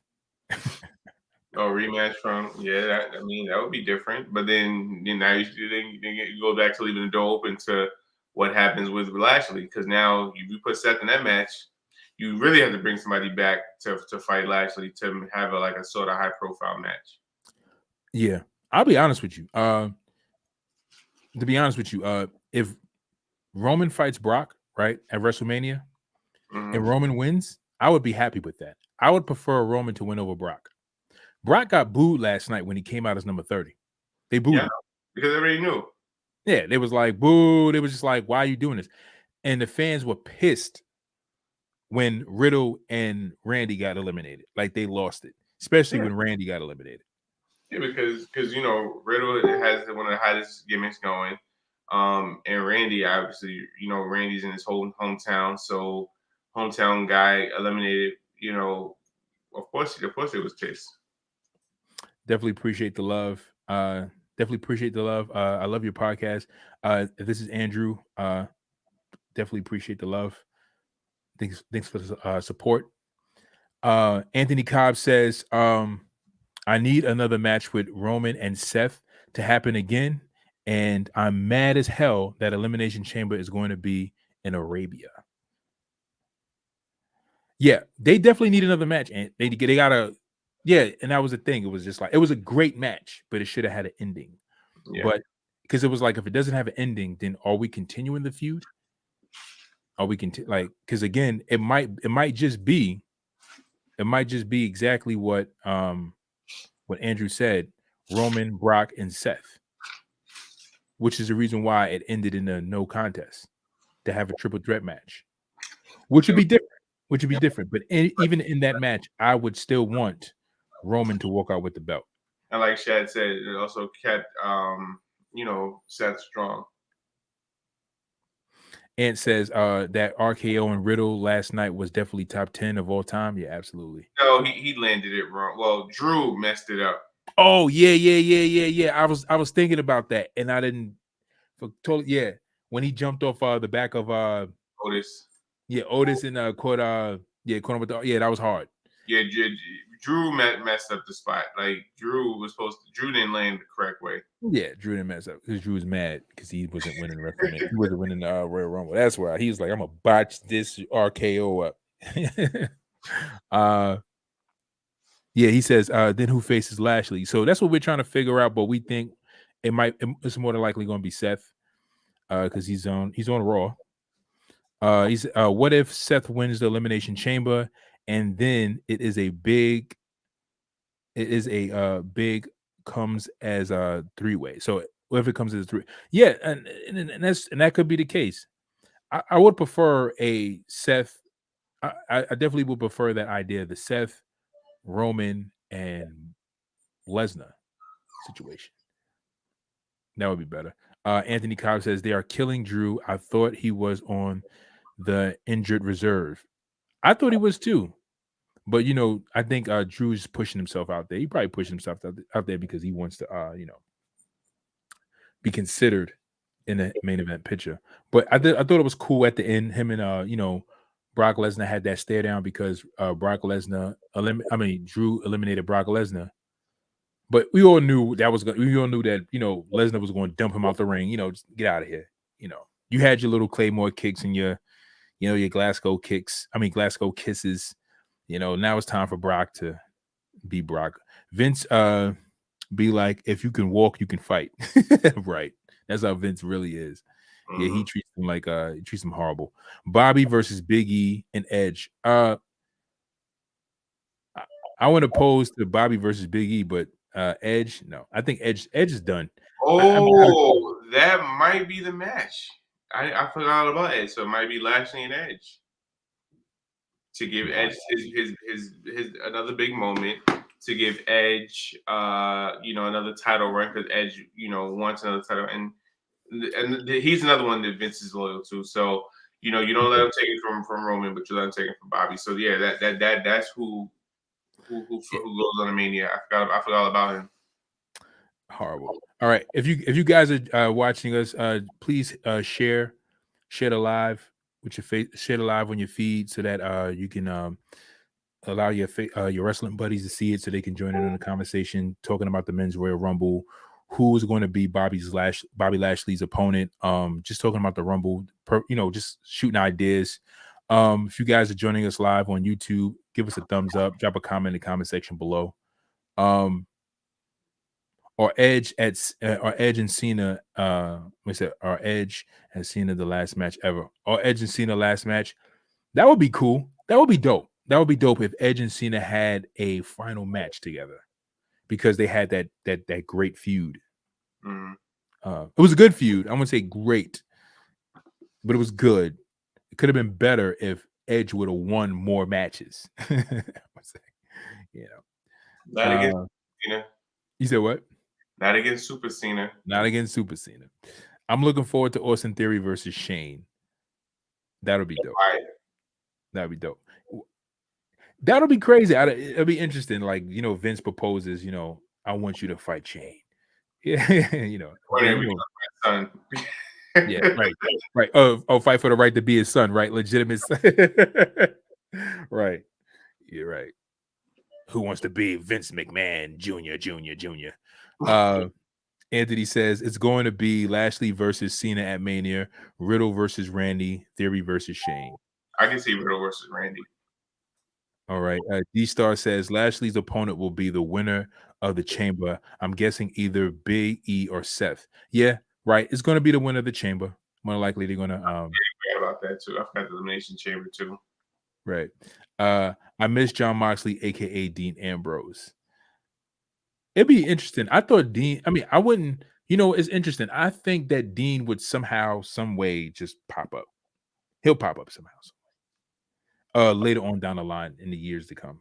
But I think Dean will be back sometime. Legitimate son on a ladder match. Yeah, that would be definitely the perfect idea. They'll have like the birth certificate at the top. And then Vince comes out somehow screws Shane. Yes.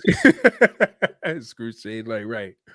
He's like, you were never my son, and you were never truly a McMahon. It was always me, Austin. It was always Austin.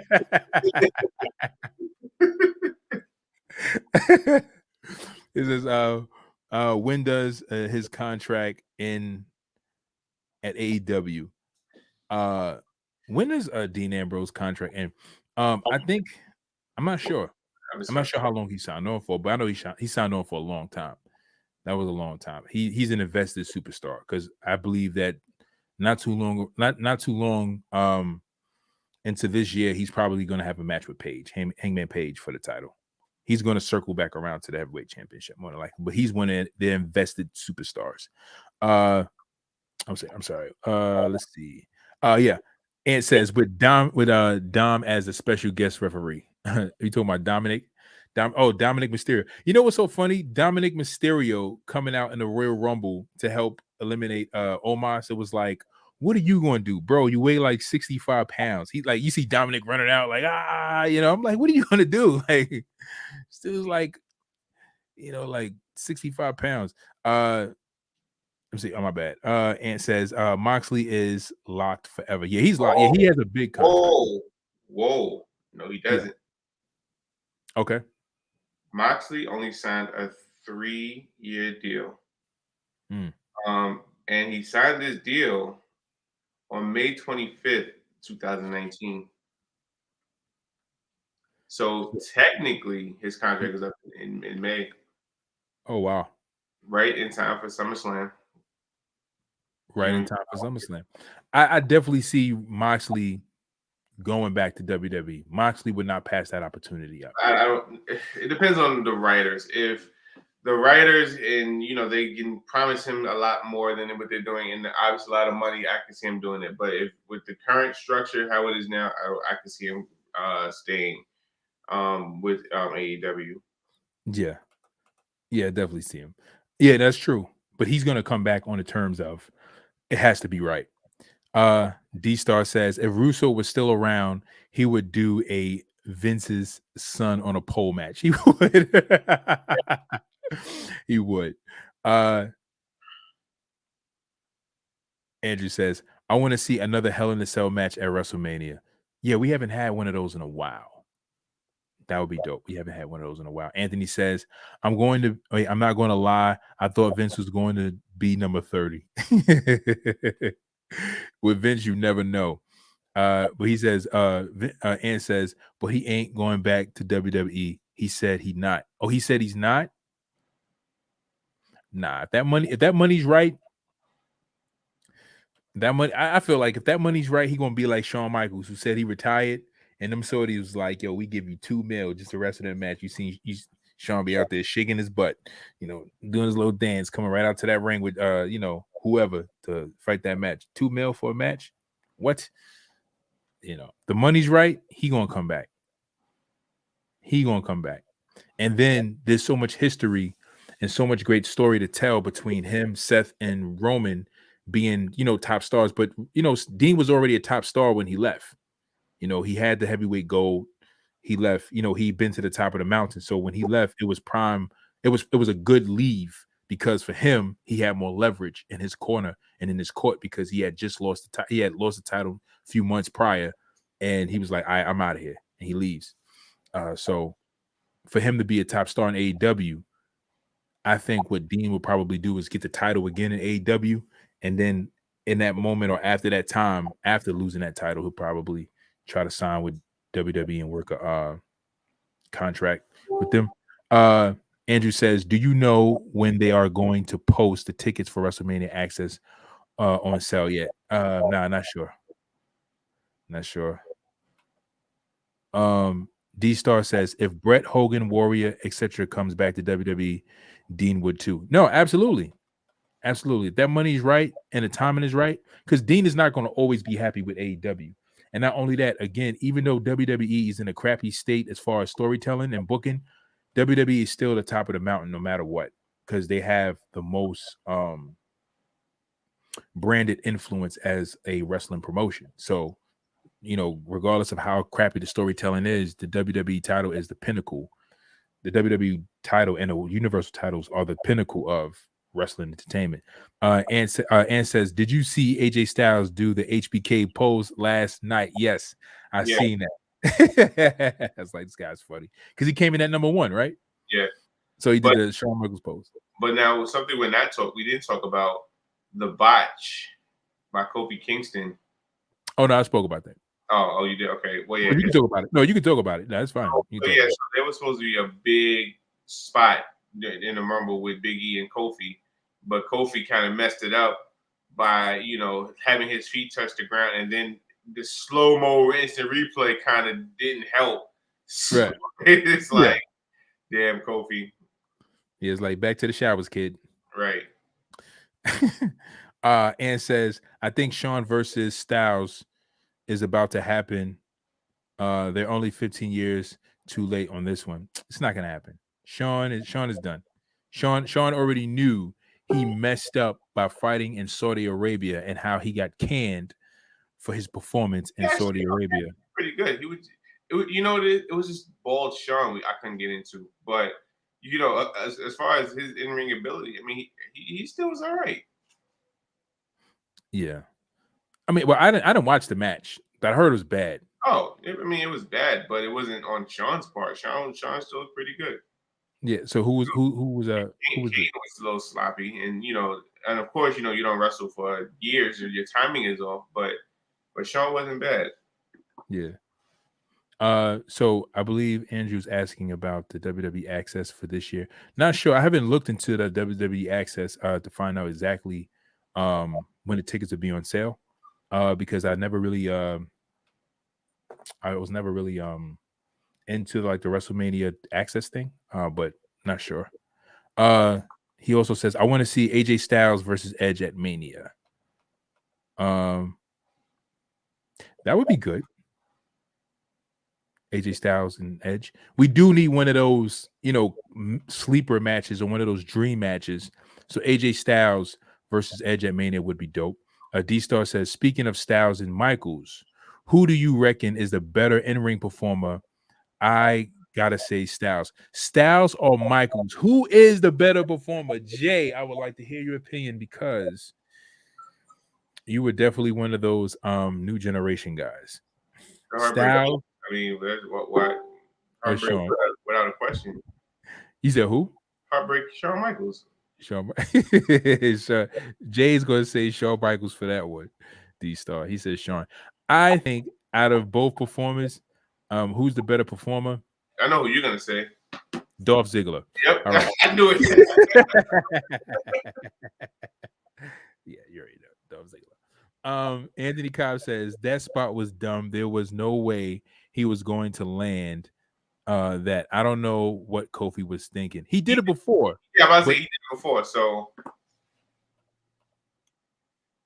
but it was the way he it was the way he jumped off. I think he missed the timing of the jump, but he did it before. Yeah. If you watch if you go to YouTube and watch Kofi Kingston's WrestleMania, Royal Rumble highlights and something like that, they'll show you, like, I think that was one of the first or second things he did. He fell off the apron, caught, held himself on a barricade, walked along the barricade, went to the steps, jumped on it, and hopped back in the ring. All right, let me see. Ant says Styles versus Balor at Mania. Yeah, that'll be dope. They should have another one. They did fight though. They did fight. I seen the match. They did fight. It was good. That would be dope. Can't wait for WrestleMania 2. Can't wait for WrestleMania 2 nights in Dallas and California. Oh, they're doing Dallas and California. Okay, that's dope. Anthony says, but he ain't hit the barricade like that. He botched it up. And says his ribs are feeling it right now. Oh yeah, but you could tell, like, Kofi was hanging onto that barrier, like, he's like, did I mess up? He took it to the ref. Ref was like, you got it. No, it's done. He was like, you sure? Then, yeah, he kind of messed up. Yeah. It was. I'm surprised from that impact. He ain't crap himself. Because he went on the top rope and he came up. He was already high enough. Now, I think if he was on the apron and got hit, but I think he was just so high. That impact was like, people definitely mistimed it. Yeah, and says they're not doing California this year. They're only doing Dallas. Yeah, he's only doing Dallas. Yeah. Okay, so what do you guys think about Brock Lesnar? I want to know what you guys feel about Brock Lesnar versus Roman Reigns. Are you guys excited about this match, or do you guys feel like this is a redundant match? I want to hear what you guys think in the comment section below. Redundant. D-Star says, I wonder what Bobby has done wrong. Losing to ropes against Reigns, losing clean to Theory, and no Rumble entry in that dead Rumble. Yeah, I don't know. I mean, that's my thing. D-Star. Like, I don't, my thing with them how they're booking Finn Balor is like, well, so the thing about his D-Star is that Vince McMahon said that he does not believe in Finn Balor. He said he never did. So all that support that we've seen with Finn Balor being pushed from his first run with NXT to the main roster to winning the Universal title, that was all because of Triple H, William Regal, and Shawn, and all the guys that were behind the NXT performers. They put it in Vince like, yo, Finn is that guy. You need to go with Finn. And Vince was like, all right, I'm gonna trust your judgment. He did. When after Finn got injured, it was the same thing with Finn. Same thing that happened to Finn is the same thing that happened to Dolph Ziggler. Once they got injured, the title reign was done. Like whatever future plans they had for a title reign was diminished because Vince was like, you know what, I gave you an opportunity, and because you're not indestructible, then I'm taking it away from you. So it wasn't their fault. I'm implying in sarcasm. It wasn't their fault. It was Vince's fault. Vince didn't believe in him, which is horrible because they have so much potential. Ant says, man, F Brock Lesnar. So I know, man. So to go back to D-Star's comment, I feel like as far as him losing to Roman, it was to give Roman, I guess, to stockpile names of the people Roman beat. And at that time, Finn was the only other one who actually made sense. Now, but in like Roman beating the Fiend, the Demon, I didn't like that because the Demon was undefeated, and right. it was botchy and it was without controversy, but I can understand, but it's just like I still didn't like it. But as far as Austin Theory, Finn been beating Austin Theory every week, but the fact that Austin Theory has a whole storyline with Vince, it makes sense for him finally to win a match. Because they kind of want to make Austin Theory a little legitimate. You know what I'm saying? So so that was the purpose of that. And as we said, he wasn't in Rumble because he's on vacation. He's still in Dublin. So yeah, he'll be back by Mania season to have his Mania match. From what they said, and if it's Austin Theory, I can pretty much guarantee Theory's not gonna win. So if you guys are joining us again, give us a share, give us a like, give us a thumbs up so that this live feed can show up on your timeline, or your wrestling buddies can join on. They can join the conversation. We know what you guys think about the Royal Rumble. What are your expectations for WrestleMania season as far as what's happening in Royal Rumble? And we're discussing the Royal Rumble. We want to hear from you guys in the comment section below. Drop your comments. We'll read your comments, answer your questions, communicate with you guys, talk to you guys about what's going on right now. Anthony Kyle says, I'm a Brock guy, and I'm a Brock guy. Y'all know that from the chat. Yeah, we know you're a Brock guy. But he was like, F Brock. Yeah, Brock came out number 30. He lost the belt. He came out. He got booed. It was just like, bro, we know you're fighting Roman. Why are you here? You don't need to win. That Royal Rumble victory could have went to Riddle. It could have went to Randy again. I'm not so much for Drew McIntyre, but whatever. Just somebody else besides Brock. Like, why do we have to have Brock win? But he won. Yeah, to add to more his accolades. Brock has done everything. He's beat Brock Lesnar. He's beaten Undertaker. He's beaten, whoever else. He's flew to the moon and all that other crap. Anthony Cobb says there was no King Xavier, no Balor, no Cesaro, no Braun Baker. Braun Baker should have showed up. That would have been a great surprise entrance. Yeah, but we got none of that. We should have had that. Should have been a whole New Day in there. In the Royal Rumble. D-Star says, to answer your question on Reigns and Lesnar, I'm done with it. Laugh out loud. How many more times they're going to fight? How many times are they going to fight? It's not like certain feuds were special. The Rock and Triple H, special. Triple H and Randy Orton, special. Triple H and Shawn Michaels, special.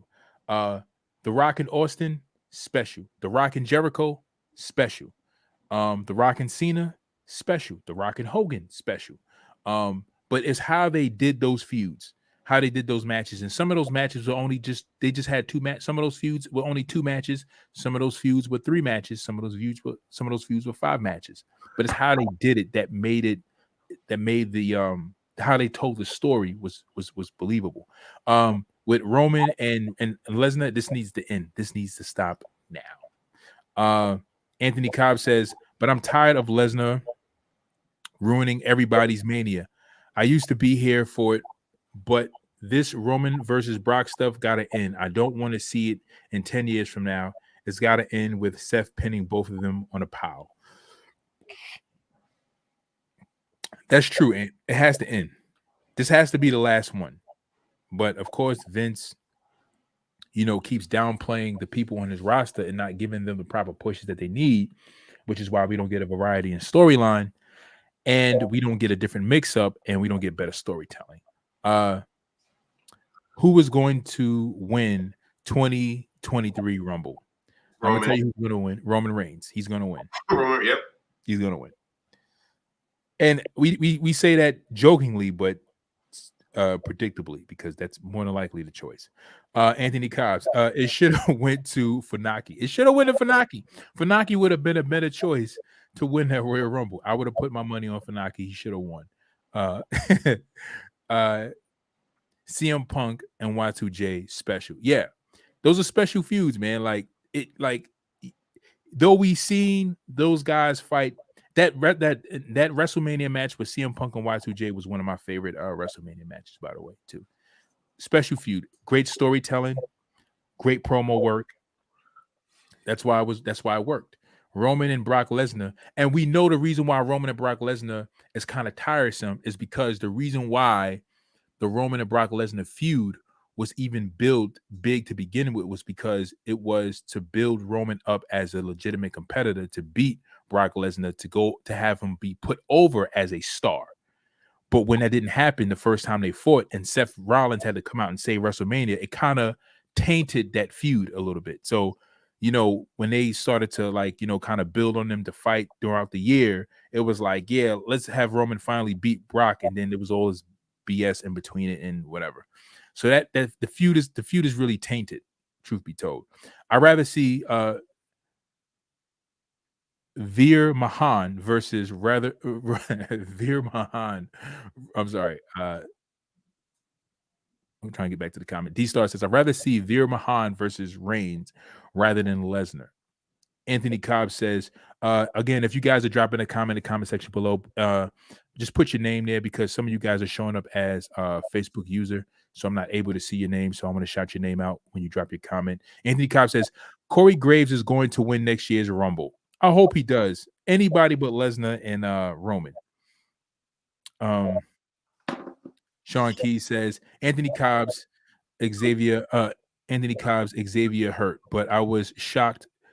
He said, I'm sorry. He says, Anthony Cobb says, Xavier was, Sean Keys is saying to Anthony, Xavier was hurt, but I was shocked. No Finn, no Cesaro. Yeah, I was shocked for those two not being there. Anthony Cobb says, Roman and Brock Lesnar, there's no story to it at all. It's like they have anything in it's like they have anything in common for a story to work.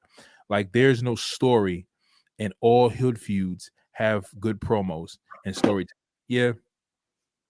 Oh, I'm sorry. All good. Yeah, right. Thank you for letting me text on your podcast, and I want to be on the next one.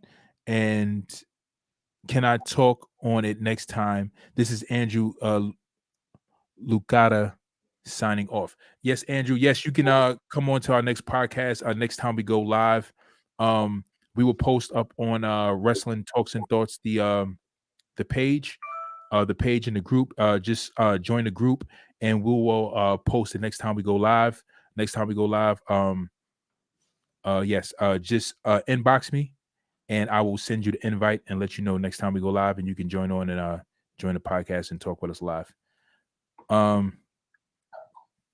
Ant says, and the mic work between them just started getting good because Brock is being himself right now, and Roman has freedom to say whatever he wants. Yeah, because he's one of Vince's sons. So it just started that's true, and it wasn't really the best. Paul Heyman was talking for Brock. Roman was building his mic skills. He was horrible on the mic, and Roman just got better. Paul Heyman had to coach him through it, guide him through it, but he's gotten better. But yeah, it just started getting better. So but it should be done. Cesaro broke his nose on SmackDown and Friday night. Okay, that's why he didn't. Again, if you guys are dropping a comment and I can see your name. If your name is popping up, then I can read your name. But if your name is not popping up, just this is Andrew. Okay. This is Andrew. Yeah, he says, can you send me a link, please? All right, I'll send you a link after the shows, then I'll send you a link. He says, there was a lot of glitches last night. It was, yeah. Besides it being a not too great pay-per-view. Anthony Cobb says, I used to be Vince's favorite Don. Laugh out loud. Yeah.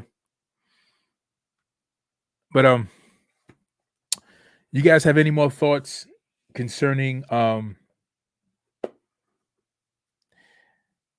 you guys have any thoughts concerning Ronda Rousey's return? None of you guys spoke about Ronda Rousey's return. How do you guys feel about Ronda Rousey coming back? Are you happy about it? Do you want her to do you enjoy her being there? Do you think the opportunity of Ronda Rousey even being there should go to somebody else? Ant says she looks horrible. Anthony Cobb says she looks horrible. Anthony says she looked rusty as hell. Alexa Bliss didn't show up. Right. Andrew says Alexa Bliss did not show up. You're right, Andrew. You hit it right on the head. I miss Alexa Bliss.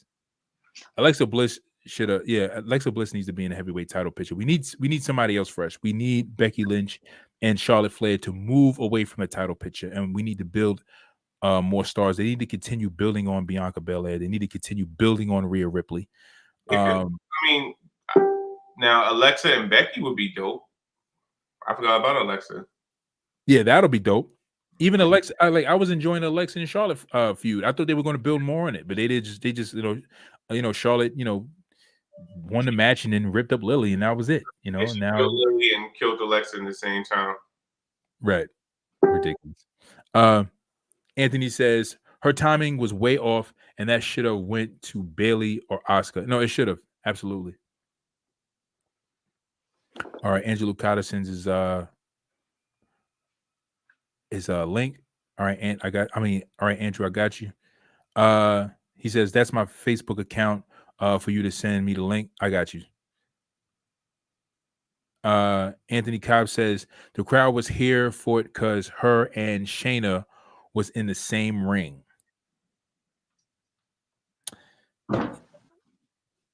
That was dope. That was a dope moment. Yeah, but other than the fact that she won, but you guys knew like once Ronda Rousey entered that ring that's what it was. Like she was gonna win the match. Like you guys knew that. We all knew that. Like it was nothing else behind it. Sammy G, Ronda winning was a waste, an insult to the women's division. Thank you, Sammy G. It was an insult because why, Sammy G?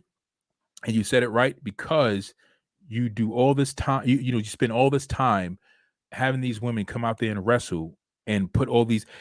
What's the thing that gets me is the fact that they sat there and they do all these little short story B-rolls, like what they did with what's the girl named Liv Morgan, your girl Liv Morgan. They do that whole B-roll, show the story about how she wanted to be a wrestler and all this other stuff. She fused with Becky and then wins nothing. It's like, why did you do all that? Like, like as if you're building her up to be the next champion and then nothing comes out of it. Anthony says, I think everyone wanted Shayna to win.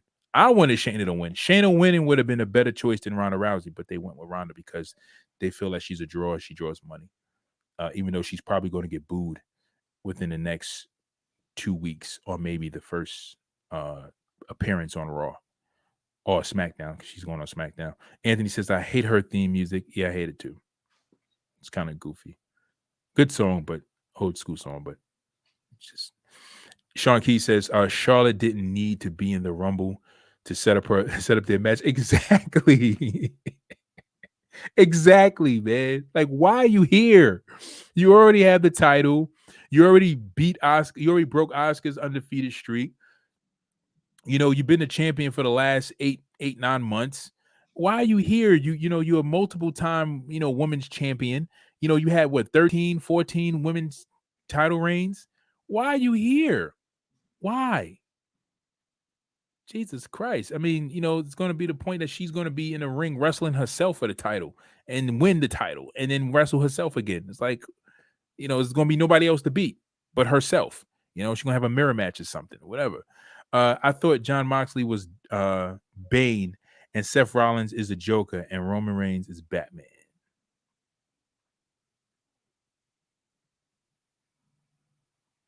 As far as somebody posted a picture of it. I couldn't see in the group.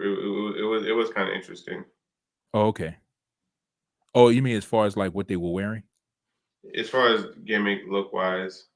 You know what? Hey, I thought about this last night and I forgot to drop this thought. And tell me what you guys think.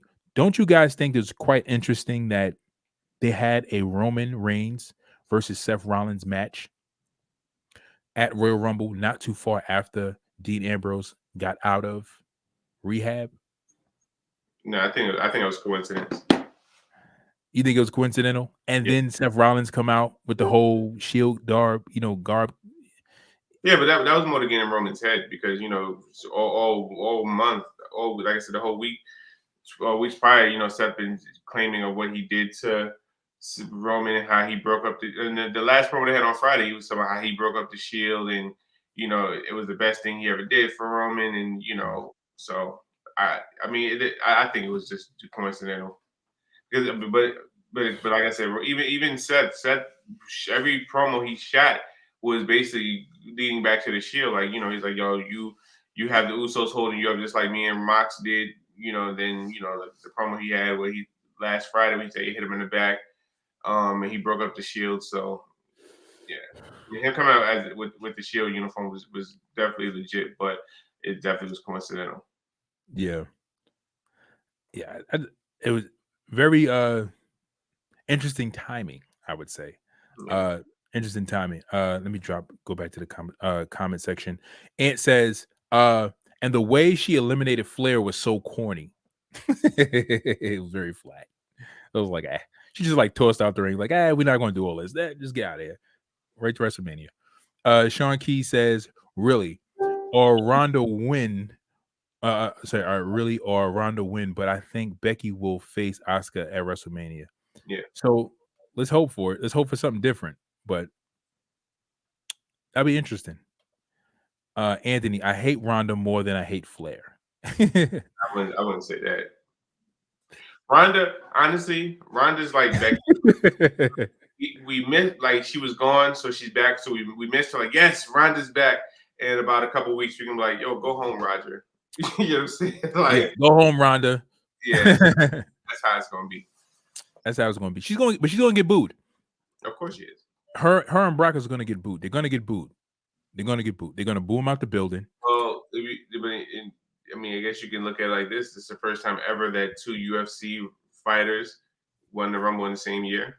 Yeah. Sammy G doubles down on your comment. He says the Rumble was a UFC takeover.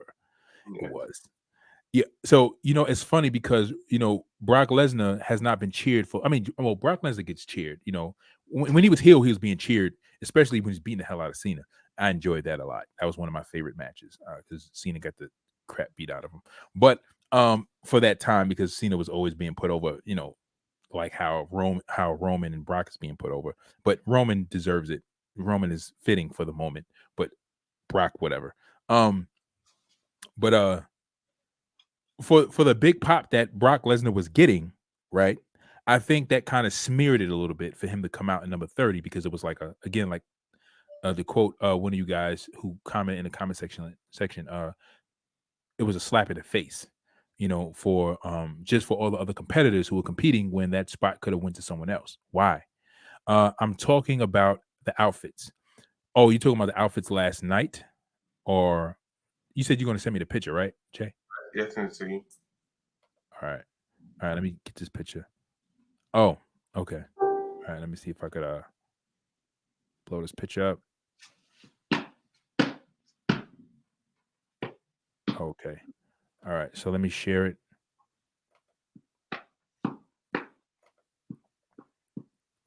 Share the screen.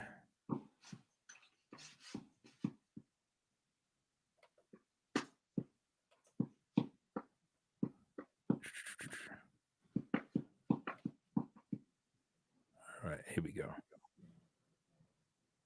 There we go. I don't know if you guys can see it. So yeah. So oh yeah. Well, Batman for Roman doesn't really fit. But I mean, you just add the vest, I guess, and him in all black. But yeah, definitely Seth and Dean. Definitely had the Darb on, yeah. If Roman did a Batman theme, that would be dope. That'd be crazy. Let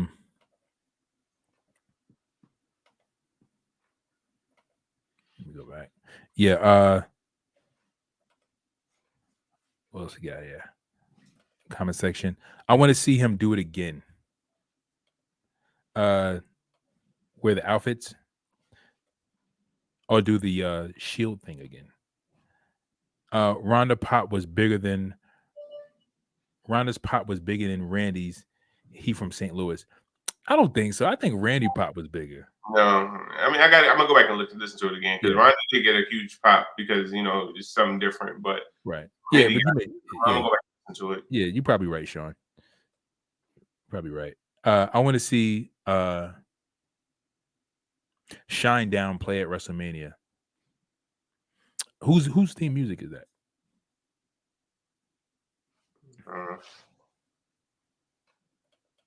They posted a lot of pictures of WrestleMania matches.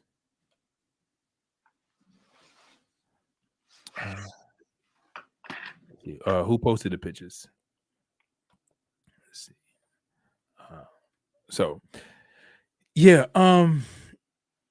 Who posted the pictures? What pictures? Or who posted the pictures? Let me know. Drop that comment in the comment section below so I can know who posted the pictures of WrestleMania matches. And Shine Down, I'm assuming that's someone's theme music or that's a band, more than likely. But yeah, Royal Rumble, interesting match. What did you guys think about the Lashley versus Bobby match? Did it meet your expectations at all? It's a band. Yeah, it's a band. Did they play at any other WrestleManias?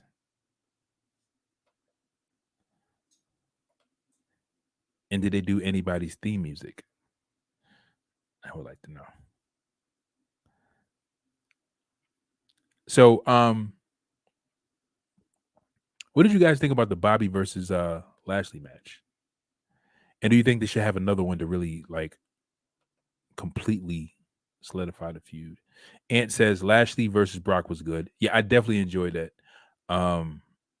I give it a 6.5 out of 10. 6.5 out of 10. Really? I'll definitely give it like a 7. 7.5. Maybe 8. And I tell you, the reason why I do is because the reason why I would give him that high rating is because how Bobby always handled big guys in the ring. He's very good at handling big guys. He always gives you a great story and how he handles big guys in the ring. He doesn't give you a bunch of repetitive finishes. He's going to give you some kind of Irish whip, some kind of slam, some kind of something. But, better storytelling. D-Star says, best live band entrance was always DX. Yes. Shine Down. Yeah. Okay. Yeah. They should play. I love them. Okay.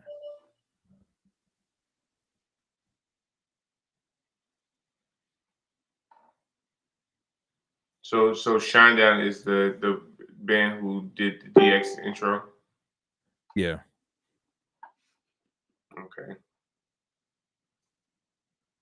Yeah, I'm definitely gonna, like I said, I'm interested to see Sean's take on it. Like, I want to go back and look at Ronda's pop and Mox pop and see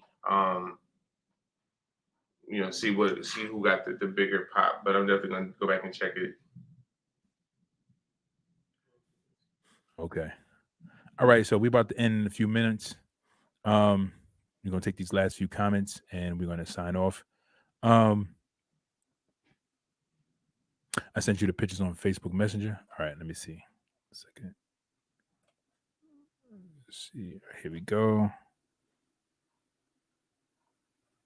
Just one moment. I'm gonna pop these pictures up.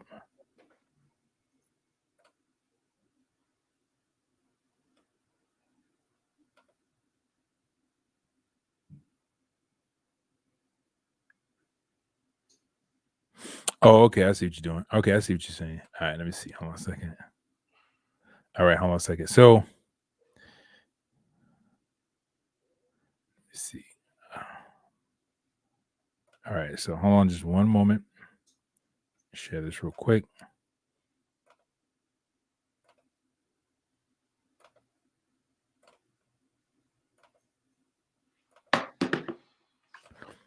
All right, so Andrew just sent me these pictures of a possible lineup of matches at WrestleMania of what could possibly happen.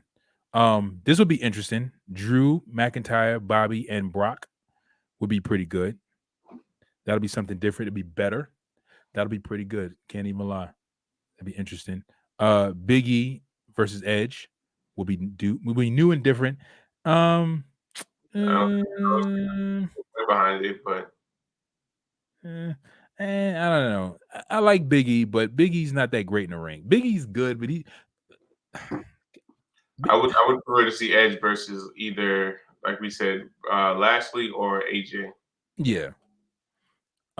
Yes, absolutely. Yes, Riddle and Orton. Yes.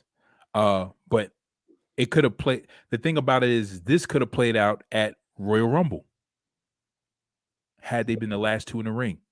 And I was saying earlier in the show that instead of having Brock win or even having Brock in the daggone Royal Rumble, it should have just ended off with just these two in the ring, and then Riddle going over to go and face Bobby Lashley at WrestleMania and him eliminating Randy Orton. Would have made more sense. Or even if Randy would have won, but it's just that these two at the end of the Royal Rumble would have made so much sense and would have made for a better Royal Rumble. No. Absolutely. No. You said no? No. Jay says no. I say yes. You need a break from these two. Like, no. I feel like if she beats at WrestleMania, it closes the feud. She was robbed, man. She was robbed. She should have never lost that belt that way. No way. Yes. We need this. Charlotte Flair and Alexa Bliss. That'll be good. Nikki Cross and Rhea Ripley. That would be cool. Yeah, if Nikki Cross reverts back to her old character and instead of being almost a hero, being a villain. So she'll be Nikki Ave. Almost a villain. Yeah, Nikki Ave. Yeah. Sonya Deville and Naomi. No. They had a great match on SmackDown. I'm not gonna lie. I bet they probably did, but it was long overdue, and they drugged this out way too long. They should have fought. She should have fought a long time ago. They just dragged this out, and it's just like, is this going to be a payday for Naomi? Like, is this long feud going to, put Naomi in the heavyweight title picture? Because if it doesn't, then it's a waste of time. The Rock and Roman. This is long overdue. This is a dream match. Eventually, this is going to happen, but we don't know when, or hopefully it happens, unless The Rock silently retired, and we don't know. But yes, this is a dream match. Two of my favorite wrestlers, of course, The Rock being my favorite wrestler of all time. Yes, I would love to see this because Roman is one of my favorite wrestlers, and The Rock is my favorite wrestler of all time. So yes. Yes, AJ Styles versus Tommaso Ciampa. This will be good. This will be a great match. This will be a classic. They're going to give us a classic match. That would be great. No. Yes to Shinsuke Nakamura fighting someone else like Cesaro or even Dolph Ziggler or maybe even Apollo Crews. They'll give us a better match. But Sami Zayn, Seth Rollins versus Kevin Owens for the Universal title. Yes, this will be a great match. Of course, this will be a classic. I would love to see something like this. Yeah, that was pretty good. That was dope. I'd like to see something like that. We're gonna drop in the comment section below. And I'm gonna read these last comments, and we're gonna sign off. because we've been here for about it's 2 hours. It's almost going on 3. All right. Last comments. Anthony says, I think MVP and Paul should have been more involved, and it should have been more of a more violent. Yeah, the Brock and Brock and Bobby Lashley match could have been a lot more. It could have extended. It could have drug out a little bit more, and I expected MVP to be a little bit more involved, but he wasn't. Anthony says, and the best live entrance is Jericho, demo God music. D-Star says, I was just saying DX was the best live. I don't know anything about Shinedown. Laugh out loud. Oh, okay. Yeah, DX was definitely the best live. Okay, so I never heard of Shinedown before.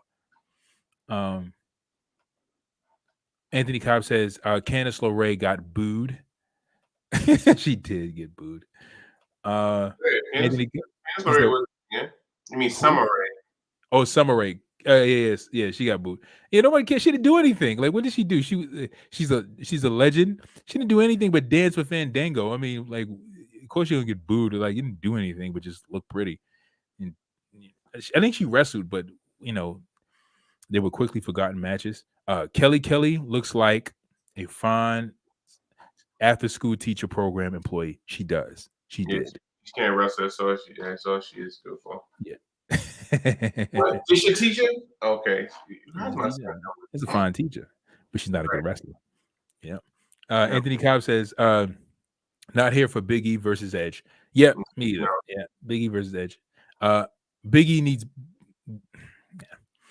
That's another show. Anthony Cobb says, I'd rather see Edge versus Corey Graves. Yeah, that would be good. Yeah, I think that would be dope. I would love to see that. Sean says, Edge AJ would be dope. Yeah, that would be a classic. They're gonna give us a great match. That would be dope.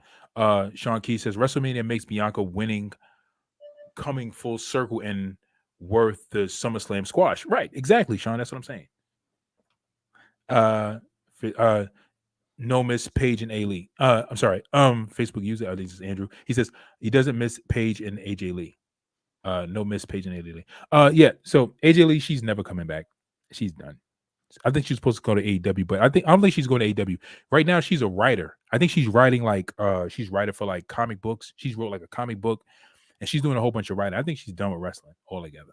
But nevertheless, all right, guys, we thank you for joining us for another edition of Wrestling Talks and Thoughts. We thank you for your comments. We definitely appreciate the feedback, especially concerning what happened at Royal Rumble. Sammy G says, last comment, do you think Melina botched at the start of the Women's Rumble? I'm gonna tell you right now, Sammy G, I didn't watch the whole Women's Rumble. I fast forward through some of it because I was just like, this is Fugazi.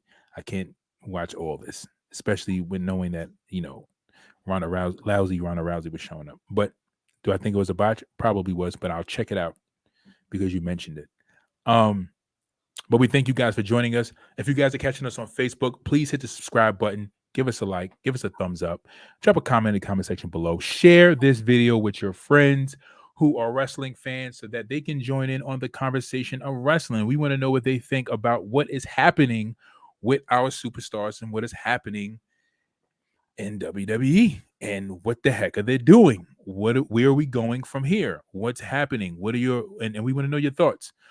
If you guys are catching us live on Facebook, join the Wrestling Talks and Thoughts page. We have a page and we have a page and a group. Yes, we have a page and a group. And join the group and join the page. Drop some comments in the group and the page. Drop some videos of videos you see online concerning wrestling, anything interesting, any news and rumors. Drop those comments so to get that engagement going, because we want to hear from you guys. We want to know what you guys think.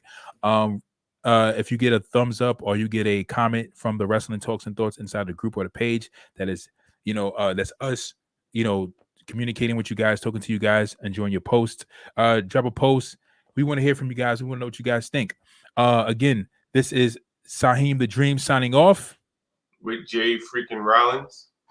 And we will see you guys later. Peace.